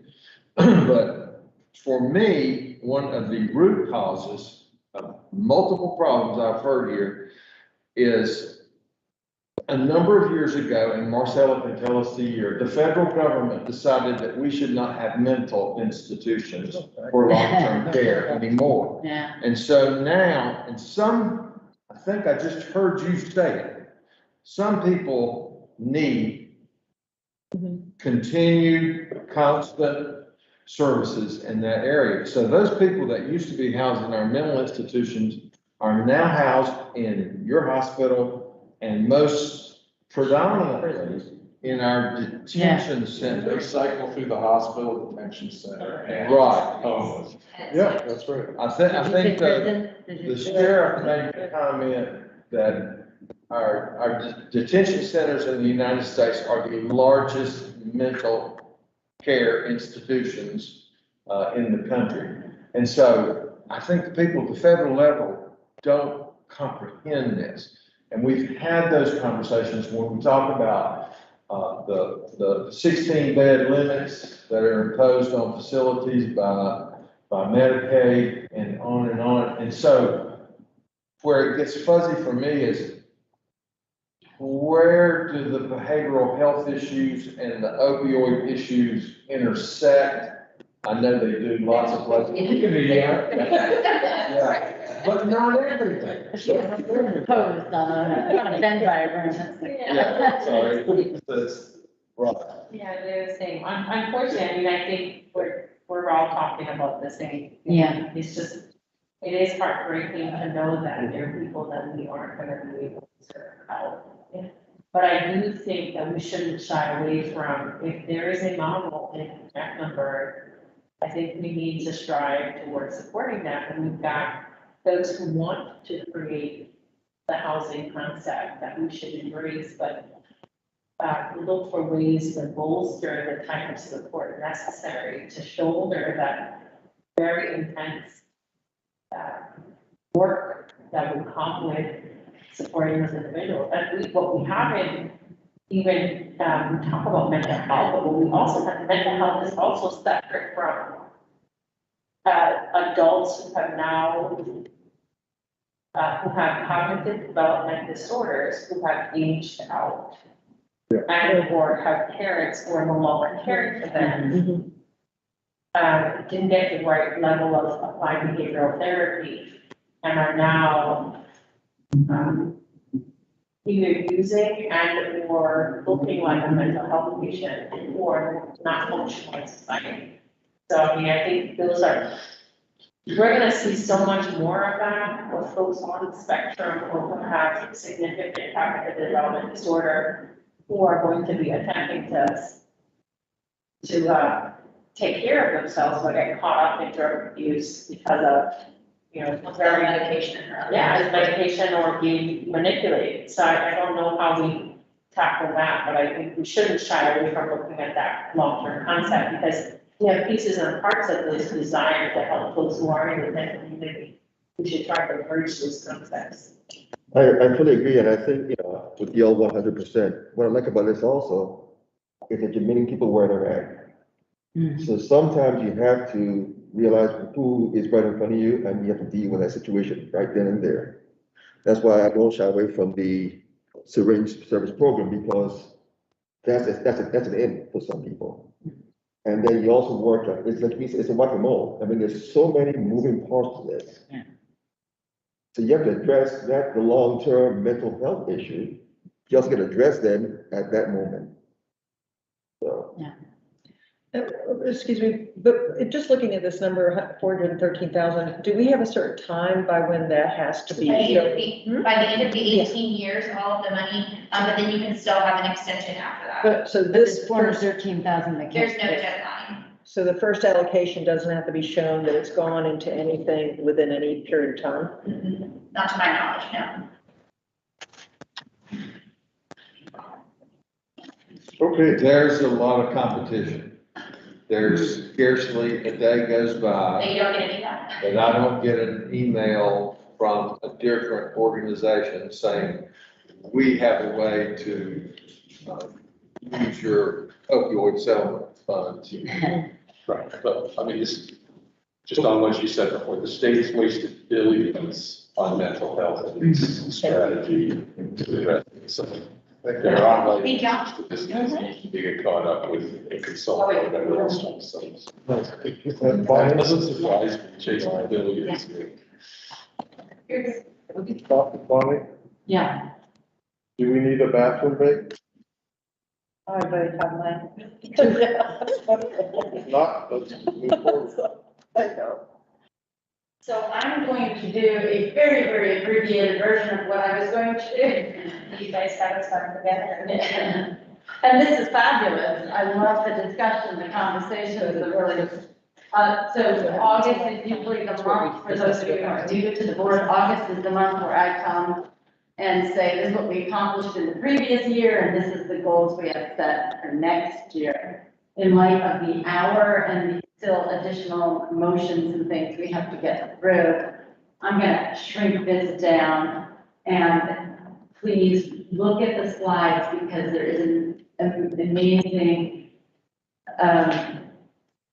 lots of good things that happened this past year. Very successful year, despite having a pandemic to challenge us with what we have all accomplished. I want to, so if I click on that, Aaron, it won't bring the slide up. Okay.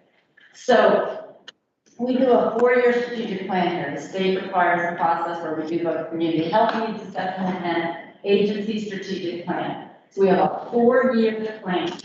And we are just finishing up the second year of our 4-year plan. So what I'm going to talk to you about is the goal, the annual goals we set within that 4-year plan last year, how we did, and then what we're striving to accomplish this next year. So as a reminder for all of you, the areas that we have identified as our priority areas are data. We have got to be using data to drive decisions and programming. Equity, we need both internal equity, we need to make sure our agency, its practices are achieving equity, and then that our programs that go out into the community are always keeping equity at the center of it. We need to be addressing social determinants of health. I think we talked about a lot of that tonight. The social determinants, including healthy living and behavioral health, that is really where our focus is if we're going to make people healthier. And then what do we have to do as an organization and agency? How do we have to change our function and process to become a more effective agency to accomplish all that? So I am going to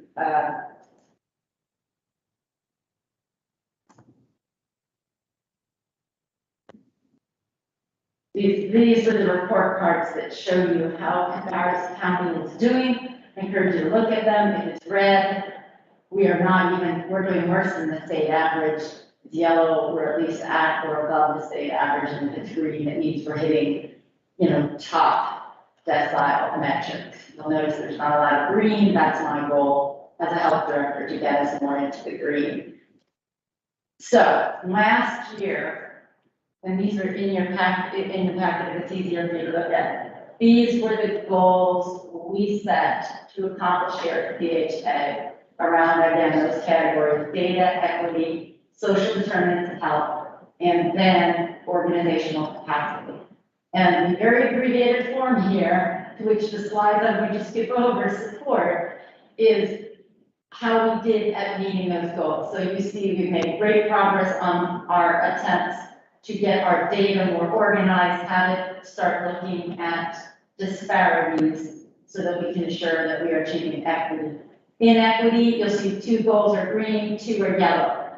Goal number 2 is gonna be green as soon as we bring the action plan for your approval in October. So that one will go green within the next 2 months.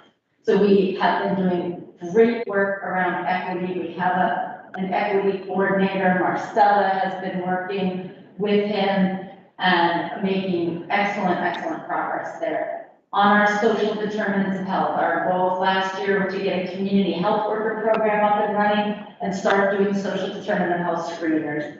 We got those, we nailed them.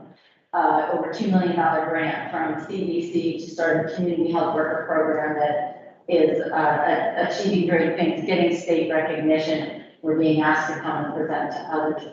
The one thing we're still working on is getting the data from the social determinant of health screeners in unduplicated fashion so we can start developing further actions. And Asha, I see you're probably struggling with some of those same issues at the hospital as we move towards the use of these. And we are using, we have decided, we made a decision to use only Find Help. There is also NC Care 360, but we're finding that all the health systems and most folks are using Find Help. So it's not really useful to use NC Care 360 because no one is in there for us to make referrals to. And so I think a lot of the hospitals have totally got on board with Find Help.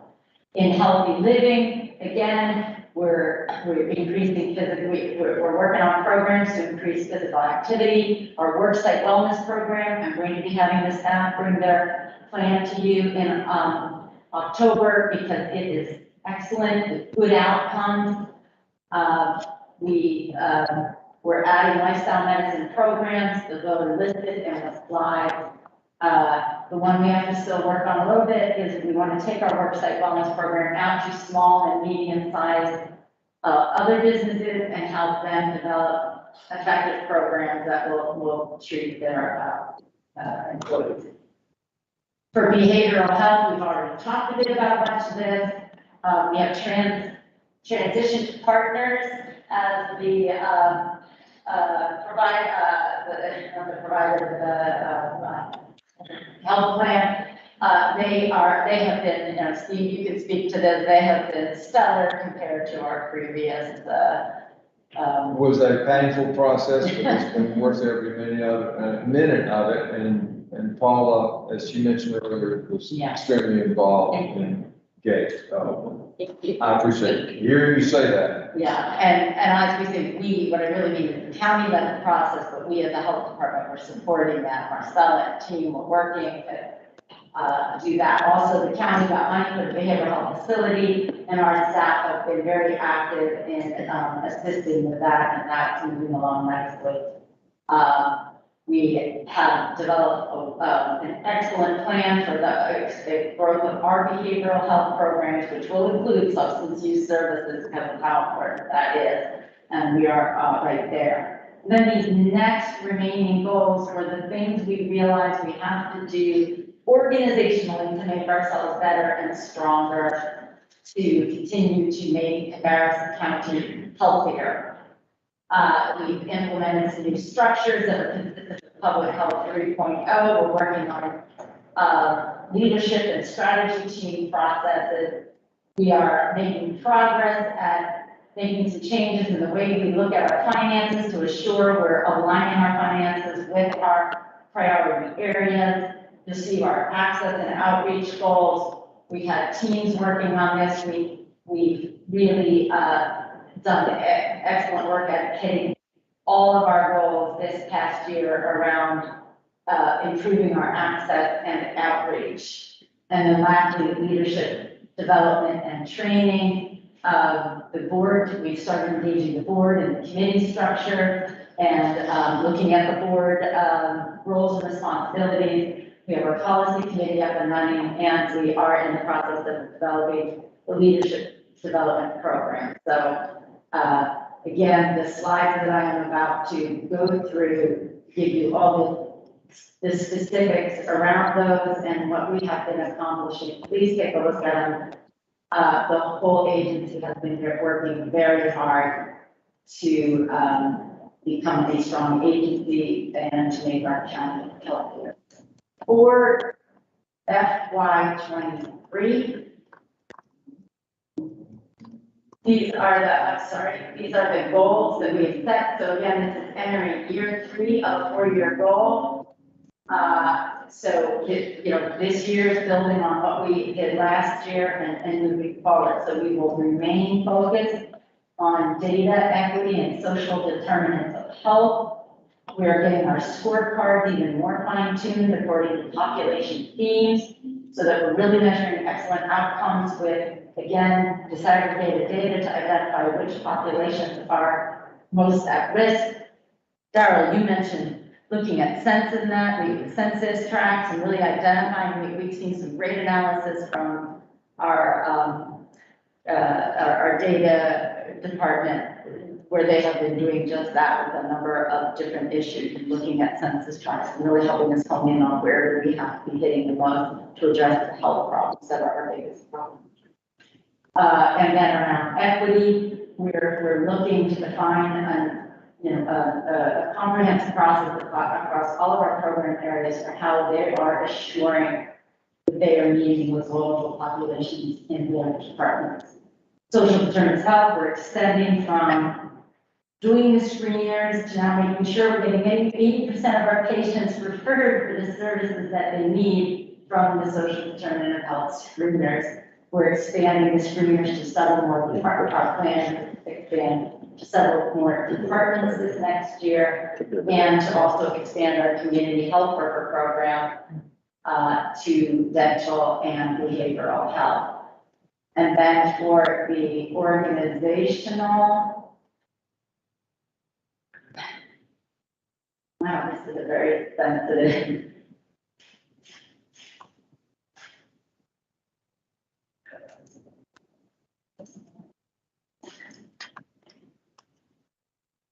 I'm sorry, for our healthy living goals, we're going to really be trying to move the needle on physical activity levels in the counties, and those are lower than we want to see them. We're trying to move to increase even more food as medicine initiative, and we'll be pulling, our whole staff will be engaging in a health risk assessment for us to be able to better assess the health of our staff and promote wellness activities there.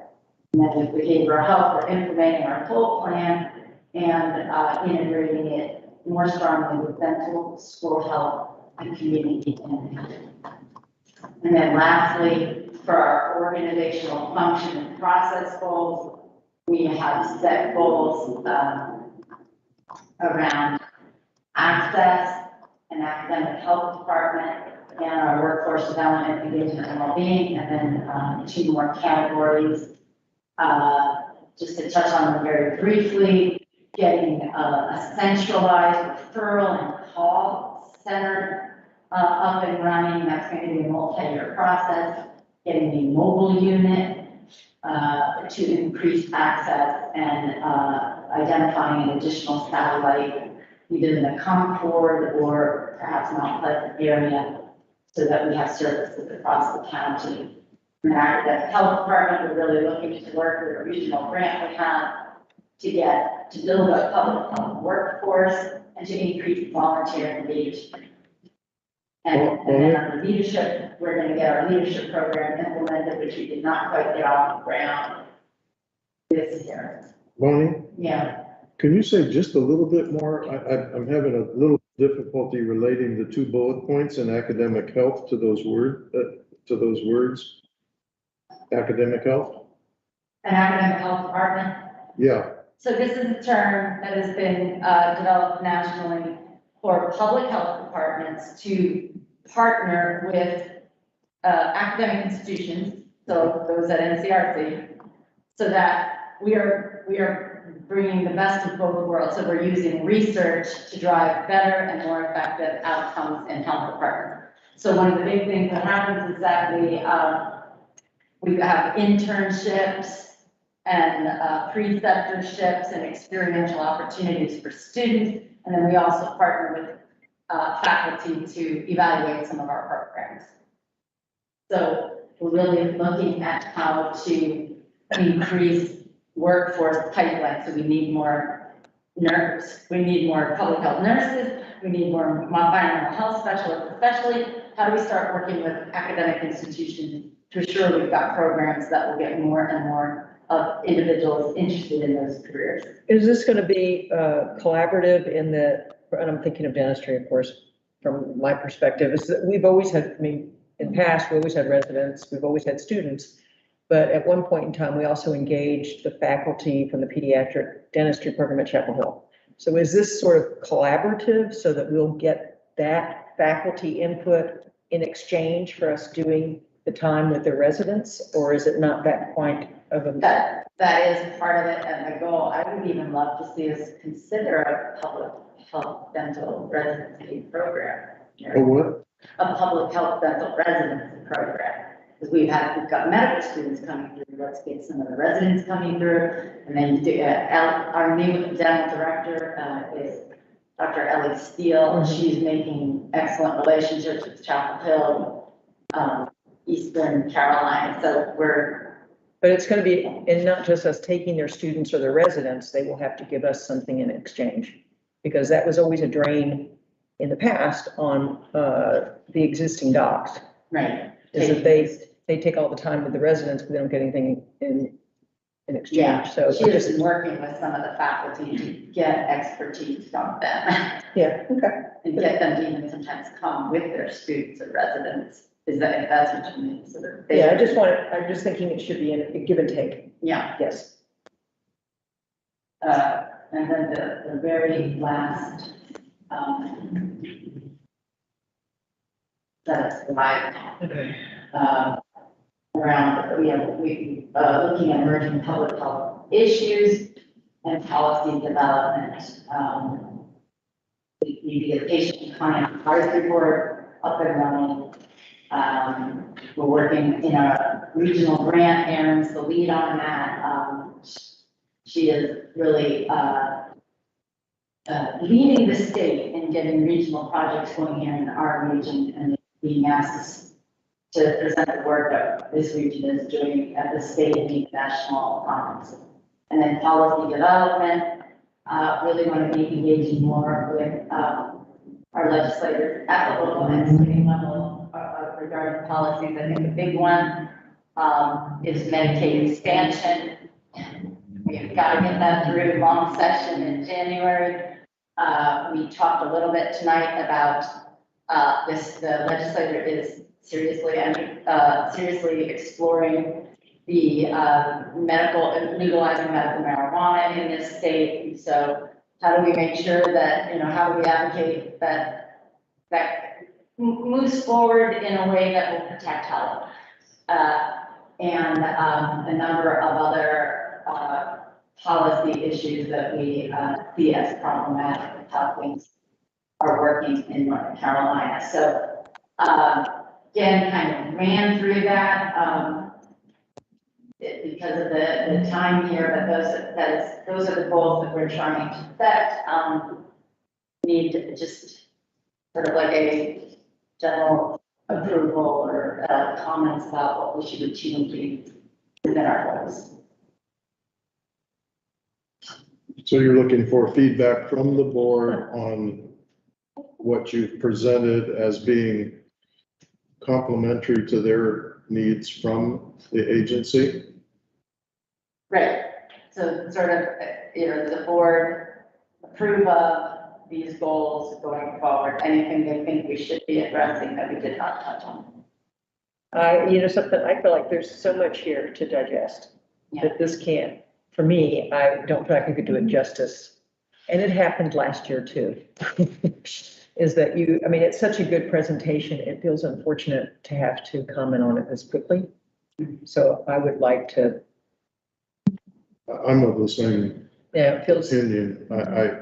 And as you were going through it, no criticism at all. But as you were going through it, I was thinking back to the earlier discussion with Marcella. I was thinking back to the earlier discussion, and there's such a wide swath of area that we cover. But I'm needing to connect pieces of it because it feels, and this is more about me than it is about you guys, but I feel disjointed in it.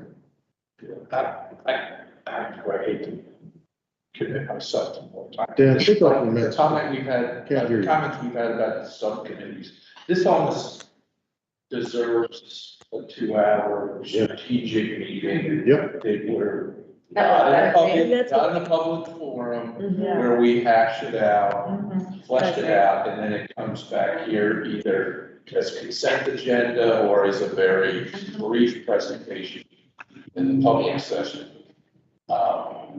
Rather than do it this way, because it doesn't, all the work you put into it doesn't That's do the it knowledge justice. by the word, yeah. Yeah. Yeah, I think I don't want to volunteer, but Yeah. I think we need like a 2-hour meeting to sit and go through. That would be my recommendation. I don't see how to incorporate getting the meat of the strategic plan across to you inside of our regular meeting. It kind of doesn't belong there because we don't want to have a disagreement, but we want to have that at a time. I would agree, I agree 100%. I think that, yeah, there's a time of year when we do strategic planning, and this needs to be presented at a time of year. And it also reflects on your past goals and your past achievements. You know, and I just sort of think the timing of this is sort of unfortunate. Well, the other thing I would say is from somebody who's Dan and I go through this all the time. Awesome. I'm sorry.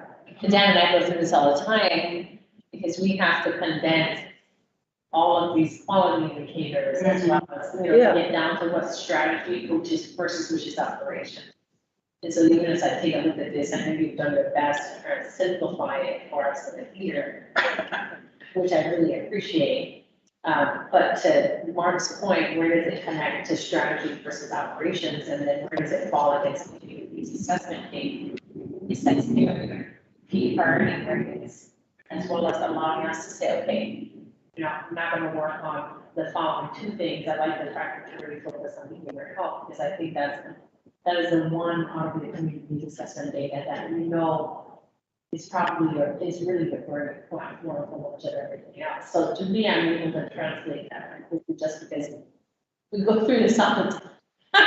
And I feel like you do, when I present to my board, I go through the same experience where I'm trying to carry it out in a short period of time, but it would be. And I also think that, because I want to make that comment, you hit like 95% when you ran down your thing. There probably should be, you know, the things we're gonna do. They're the things that are 80%, and there may be one or two things that are, you can't have more than one or two that are, whatever you want to call it, BHAGs or whatever, your aspirational goals that everybody can sign on to and say, we're gonna take a shot at this. And it's not, you know, or maybe a multi-year type of thing that you can get by. I guess I've maybe somewhere in the past, and even this evening, I cannot remember, is we have a 5-year strategic plan. We have a 4-year strategic plan. So it's almost like this as part of, see this as part of the 4-year strategic plan. Yeah. I mean, I sort of have lost it because it's an enormous amount of an enormous number of goals or issues that we're trying to approach. And I've lost where this is in the 4-year plan, or whether we're just looking at the next year because it says 23 priority goals. Right, this is the 1 year. So the way it's always been set up is that my obligation to the board is to come in August, tell you what we accomplished, what we're going to accomplish, and then we go to closed session for the eval. That in itself seems out of order because I'm only telling you at the August meeting what we've accomplished for you to then evaluate how we did at accomplishing what we said we would accomplish. So sitting as I do today in the chair seat, but Laura will be here next time, I would feel the need to say, to have adequate information presented that says, wow, I see how this year's activity is getting us to the 4-year strategy. I understand where marijuana co-sleeping deaths fits into this. And it's an enormously difficult task for you to do, because we can only ever see pieces of this easily. You have the perspective, and I have to say, I am so impressed with the breadth of goals that you're willing to take on. I just want to make sure that, and it was said earlier, I think Sue said, are we aligned financially? Are our resources aligned with this such that it's accomplishable? That's a word. And I think that, you know, looking back, because I was on the board before you came here, that was really trying to understand all that was not an issue. This is a different board who digs in and who is interested in understanding the integration of activities and the impact on community health. And I hope I'm not speaking just for myself when I say that I think we are willing to expend time. All of us have tight schedules, but I think all of us take our responsibilities very seriously.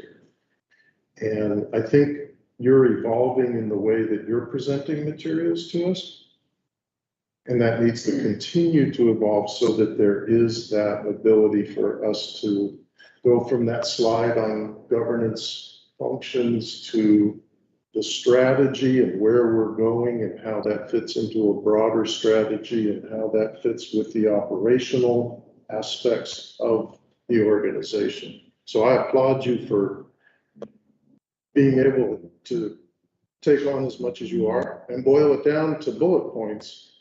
I just need better understanding. And those of you who are health professionals, maybe it's easier for you to understand. I struggle with it. Well, I think we have a million metrics, you have a million metrics in my report. So, you know, I think what I've seen before I'm interpreting these sometimes, you're trying to get us to what is what are the key infrastructure pieces that are goals for you in addition to strategic goals of the plan. That's what I'm seeing in this. I think that where I think it might be more helpful for us is understanding where us as potential collaborative agencies have an opportunity in some of these areas. But I don't necessarily think you have to change the way you present, but I do think maybe having it in advance, giving us an opportunity to review it and then spending more extensive time on it, very critical. This is an enormous plan, and I would hate to ask you to go back to the review if we haven't had an opportunity to spend some time, a couple of days marinating the information that's provided. I don't know how others feel about that, but I think, you know, just having it in advance and getting a few days in advance as we have to do it together and put it together as we walk with pieces for questions. That, you know, that to me, I saw where you were trying to draw. We clearly moved from that down to the concrete pieces that are there. But to Mark and everyone else's point, it's still a lot of information. But I do appreciate you trying to distill it down. Because you've got tons of stuff required to report and goals here. And I'm so glad that you're here because the integration of information, the integration of strategy, the integration of operations, I'm in awe of what you do. And then we had two sort of major things introduced to us tonight between the Child Fatality Task Force report, as well as Marcella saying this is the up-to-date of what we're doing with opioids. I mean, we had two entire conversations just around those. And then we have this, so it just sort of, it was just a lot, and it's all good stuff.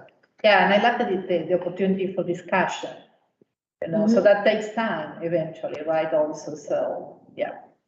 Yeah, but it is great, tons of information.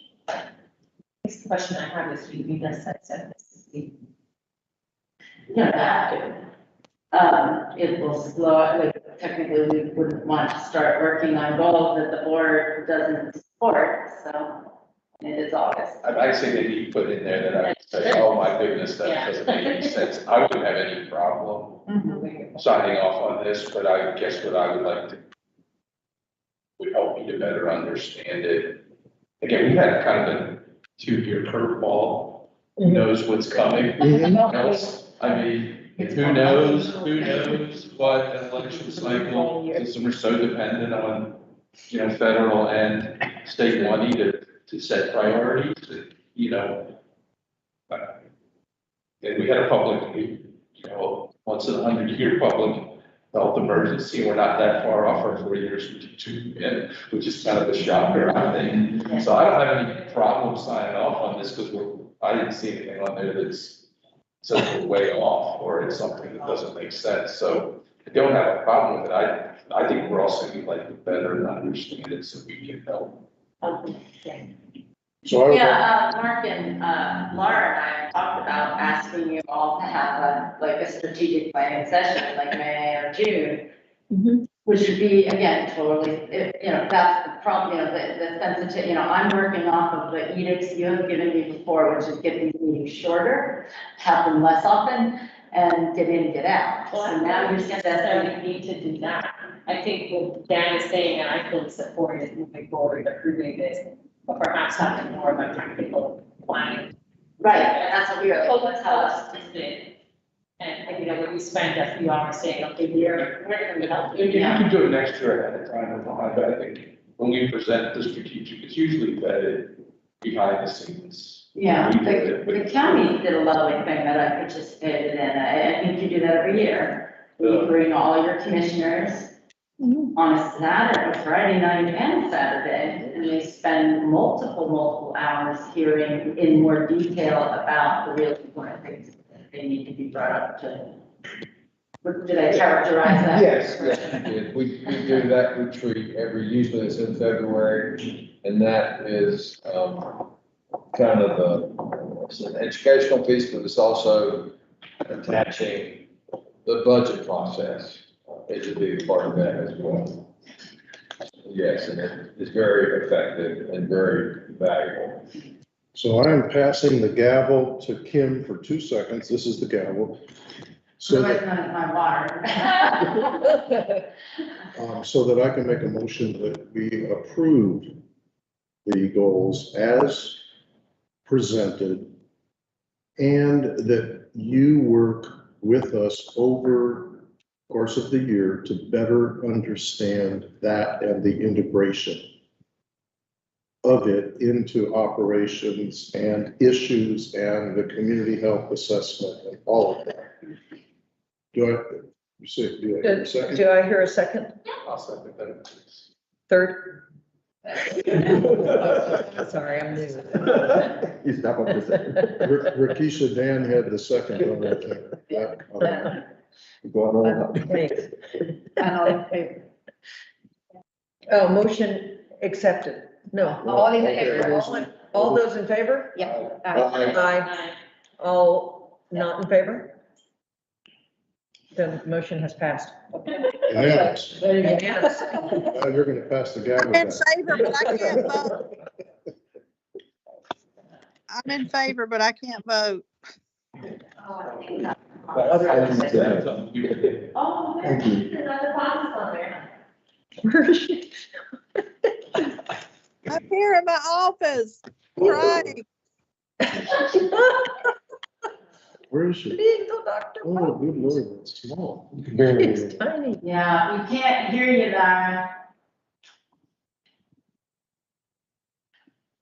She said she's in favor, but she can't vote. Can't hear you. This is Barely. Barry, can't hear you. Saying there may be a volume issue? Yes, there is. Yeah. We can confirm. Yeah, there is. Oh, I said aye. Laura, welcome to the meeting. We're glad you're here, and when we get the volume issue fixed, we can hear more from you. Sue, you're up with, Budget. pardon me? Budget revision? Yes, budget revision. Okay, so for the month of August, we have 9 budget revisions. The largest one is a grant or a supported housing grant for 400,000 that will be housing, some of the mothers from the MAC program. These were reviewed at the finance committee, subcommittee meeting. Does the board have any questions about these budget? Yeah, the finance committee reviewed these. We went over them with Sue and found that they all made good sense. And so we can recommend as the finance committee to the board for approval. So can I hear a motion to approve? That's Asha with the, Motion is okay. Second, Darrell's got the second, and any discussion? Good, none. All those in favor? aye. All those opposed? Motion passes unanimously. Okay, next is Yes. finance policies. To you, Sue. Yes, the super exciting finance policy. The first one is the capital asset policy. It used to be part of the purchasing policy. We pulled it out of the purchasing policy, created its very own policy, regarding amortization, depreciation, what's considered a capital asset, but it has not changed from what's in the purchasing policy. The second policy for the board to review is the Keep going. is the CHA subaward policy. This one is a new policy with the ARPA dollars coming down, the federal dollars coming down. We needed a separate subaward policy so that we can ensure anyone that we have a subaward to, that we have adequate monitoring and reporting and policies in place to ensure those funds are spent on. And then the last policy is the cell phone policy. The cell phone policy.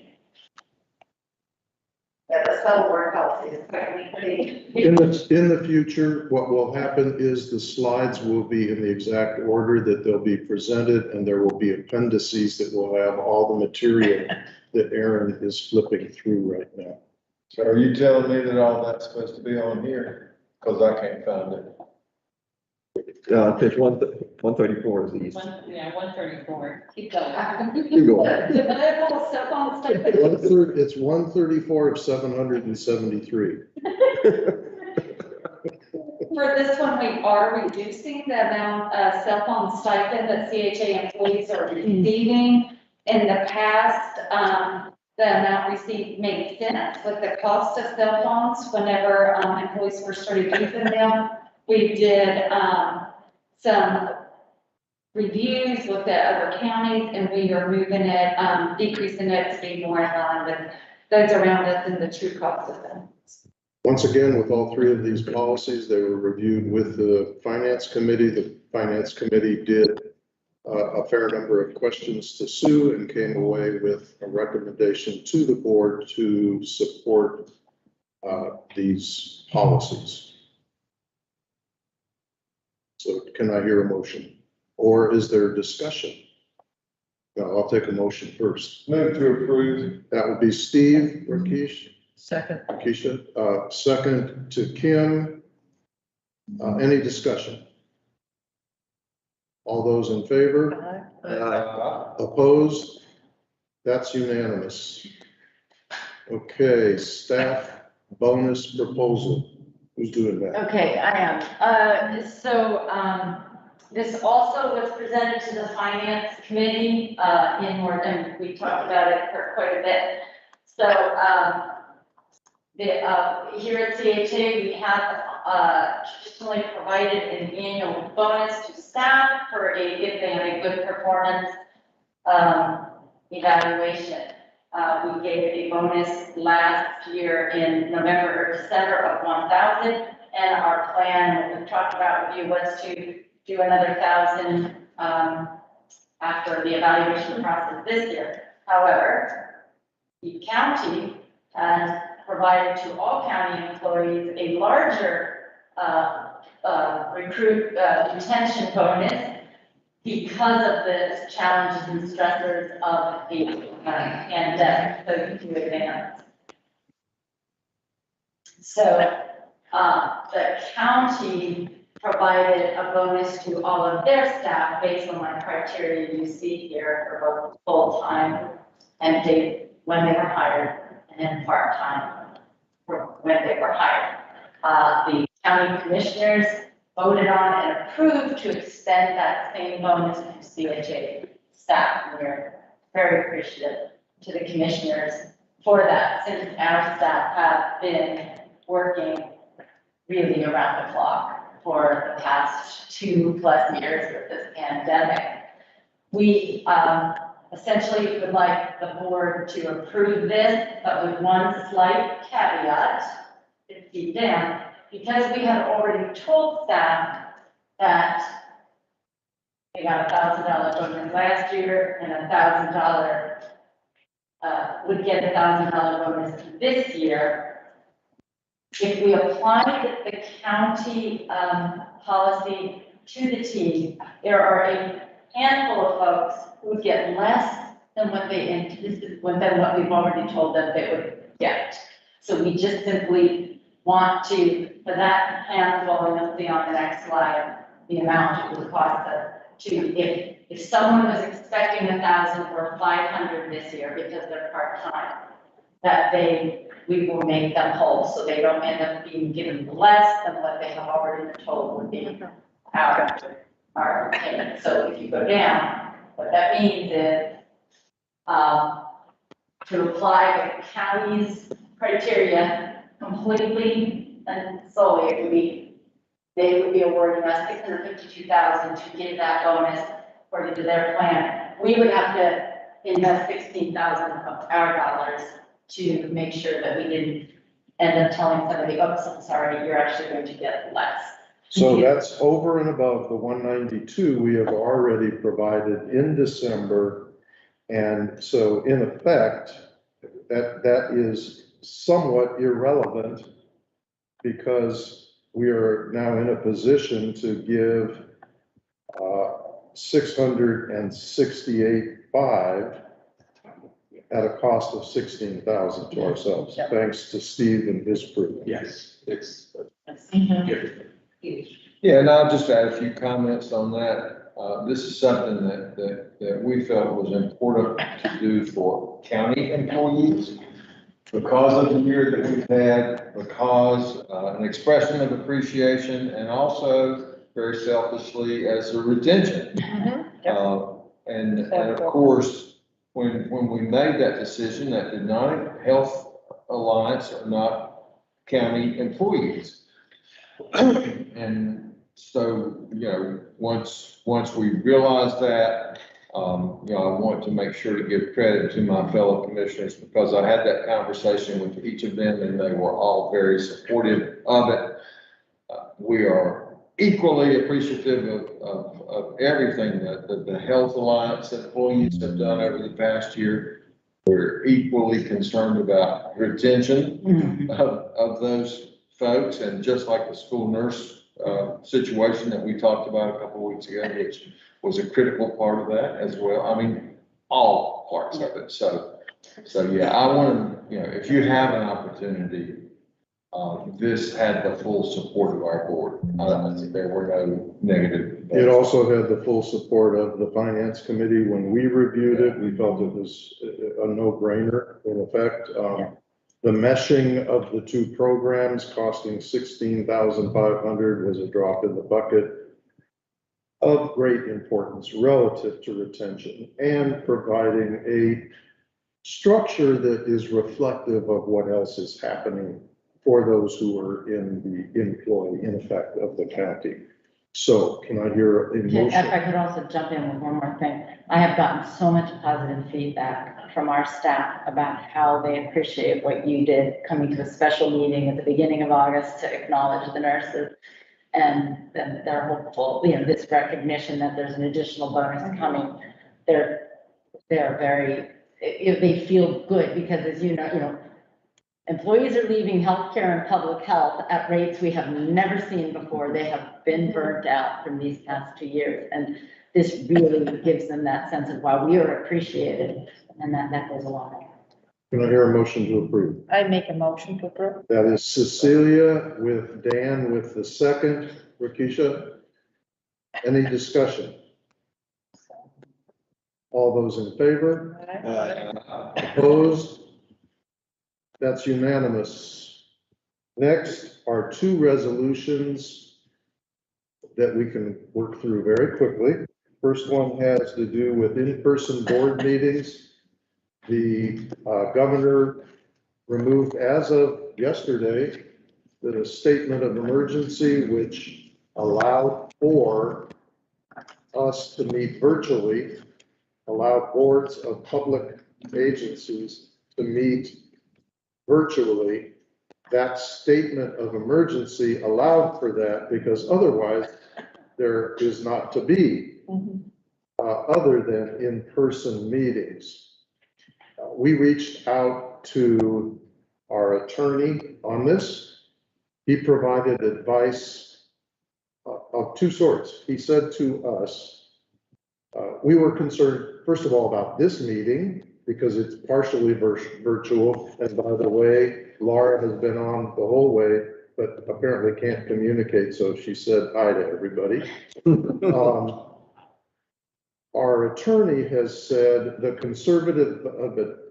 conservative advice coming out of the School of Government at Chapel Hill is in-person meetings. But he went on to say that it is not abundantly clear in the advisory that they provided that that is absolutely necessary. And that all sort of came down in the last couple days, 2-3 days. Interestingly enough, and I read lawyer words carefully, he suggested that we go with the more conservative approach the School of Government is recommending. He didn't say I recommend, and there's a difference in those words in the world of lawyers. So we have a motion that says, are you able to get to it? Oh, you got copies. It didn't Sorry. make the packet. It didn't make the packet, so I've got. But everybody has the copies of the two resolutions. So the first one does deal with in-person versus virtual. And the motion is to send, I don't have it here. Where is it? It is to send to the executive committee consideration for how we should approach this, and to have the executive committee come back. So for instance, Laura is tied up at work today on a critically important project. Do we exclude her by saying she can't come into the meeting? Do we include her as part of the forum?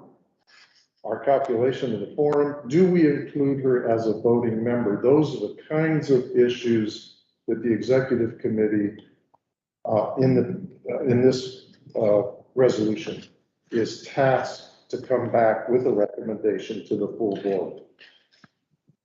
So that sort of presents the motion, if you will. Any discussion on that? Okay. The School of Government is doing a temporary, their current is sort of temporary while they continue to study it, or are they leaving it as we recommend that you adopt in person? The school of government recommended holding in-person meetings. Our legal consultants said that they kind of surveyed, because they're answering this question for a number of other entities that are asking the same question, said that it's really kind of vague and up to interpretation. He suggests that we return to in-person meetings, but that we might want to entertain that there could be hardship cases where people could call in virtually, but in essence, it should be meeting. But the key word is recommend. Well, Mark apparently reads the words with more, I thought he was saying he recommended we stay in Yes, but the person. school government recommends. The school of government And the is key word saying, right there is recommend. So. they have a very conservative interpretation. They're saying meetings should be in person. No, I said, Part of- recommend. Some legal folks are, yeah. It recommend it be in person. They didn't say it must be. Must be, so we don't know that. We don't know that. That's part of why this motion is there for the executive committee to go back, take a look exactly at what was said by the school of government and see if there's wiggle room or if it's a hard and fast, and then come back to you with a You recommendation. know, in between, which is Yeah. we'll have a public, Mail shall. in-person meeting, but people could Oh, yeah. Yes. sign on and Yeah. they need to get permission or whatever. Right. But Exactly. And we should define in our bylaws what those. What those circumstances are. Yeah. Okay? So if it helps any,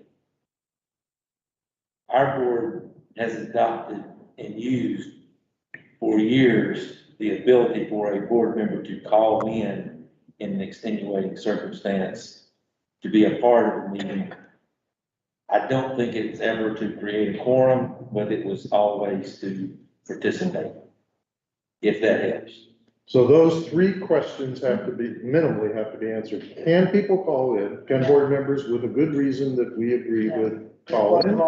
Can they be counted as part of the quorum? And that might go to a more Did they hard vote? and fast And they did vote. issue. They did vote. And you too, Steve? We have not had that situation post-pandemic, so I think we're probably gonna be. Doing the same thing. Yeah. So it would be interesting, and maybe there will be an opportunity for there to be alignment between the county, us, and the city. Well, yeah, and just my personal opinion is I think it's a beneficial thing. I think I much greatly prefer the in-person meetings, but there are circumstances where I think that I'll speak for myself. I am now comfortable with technology that I was not 2 years ago. And so, I think that could be beneficial.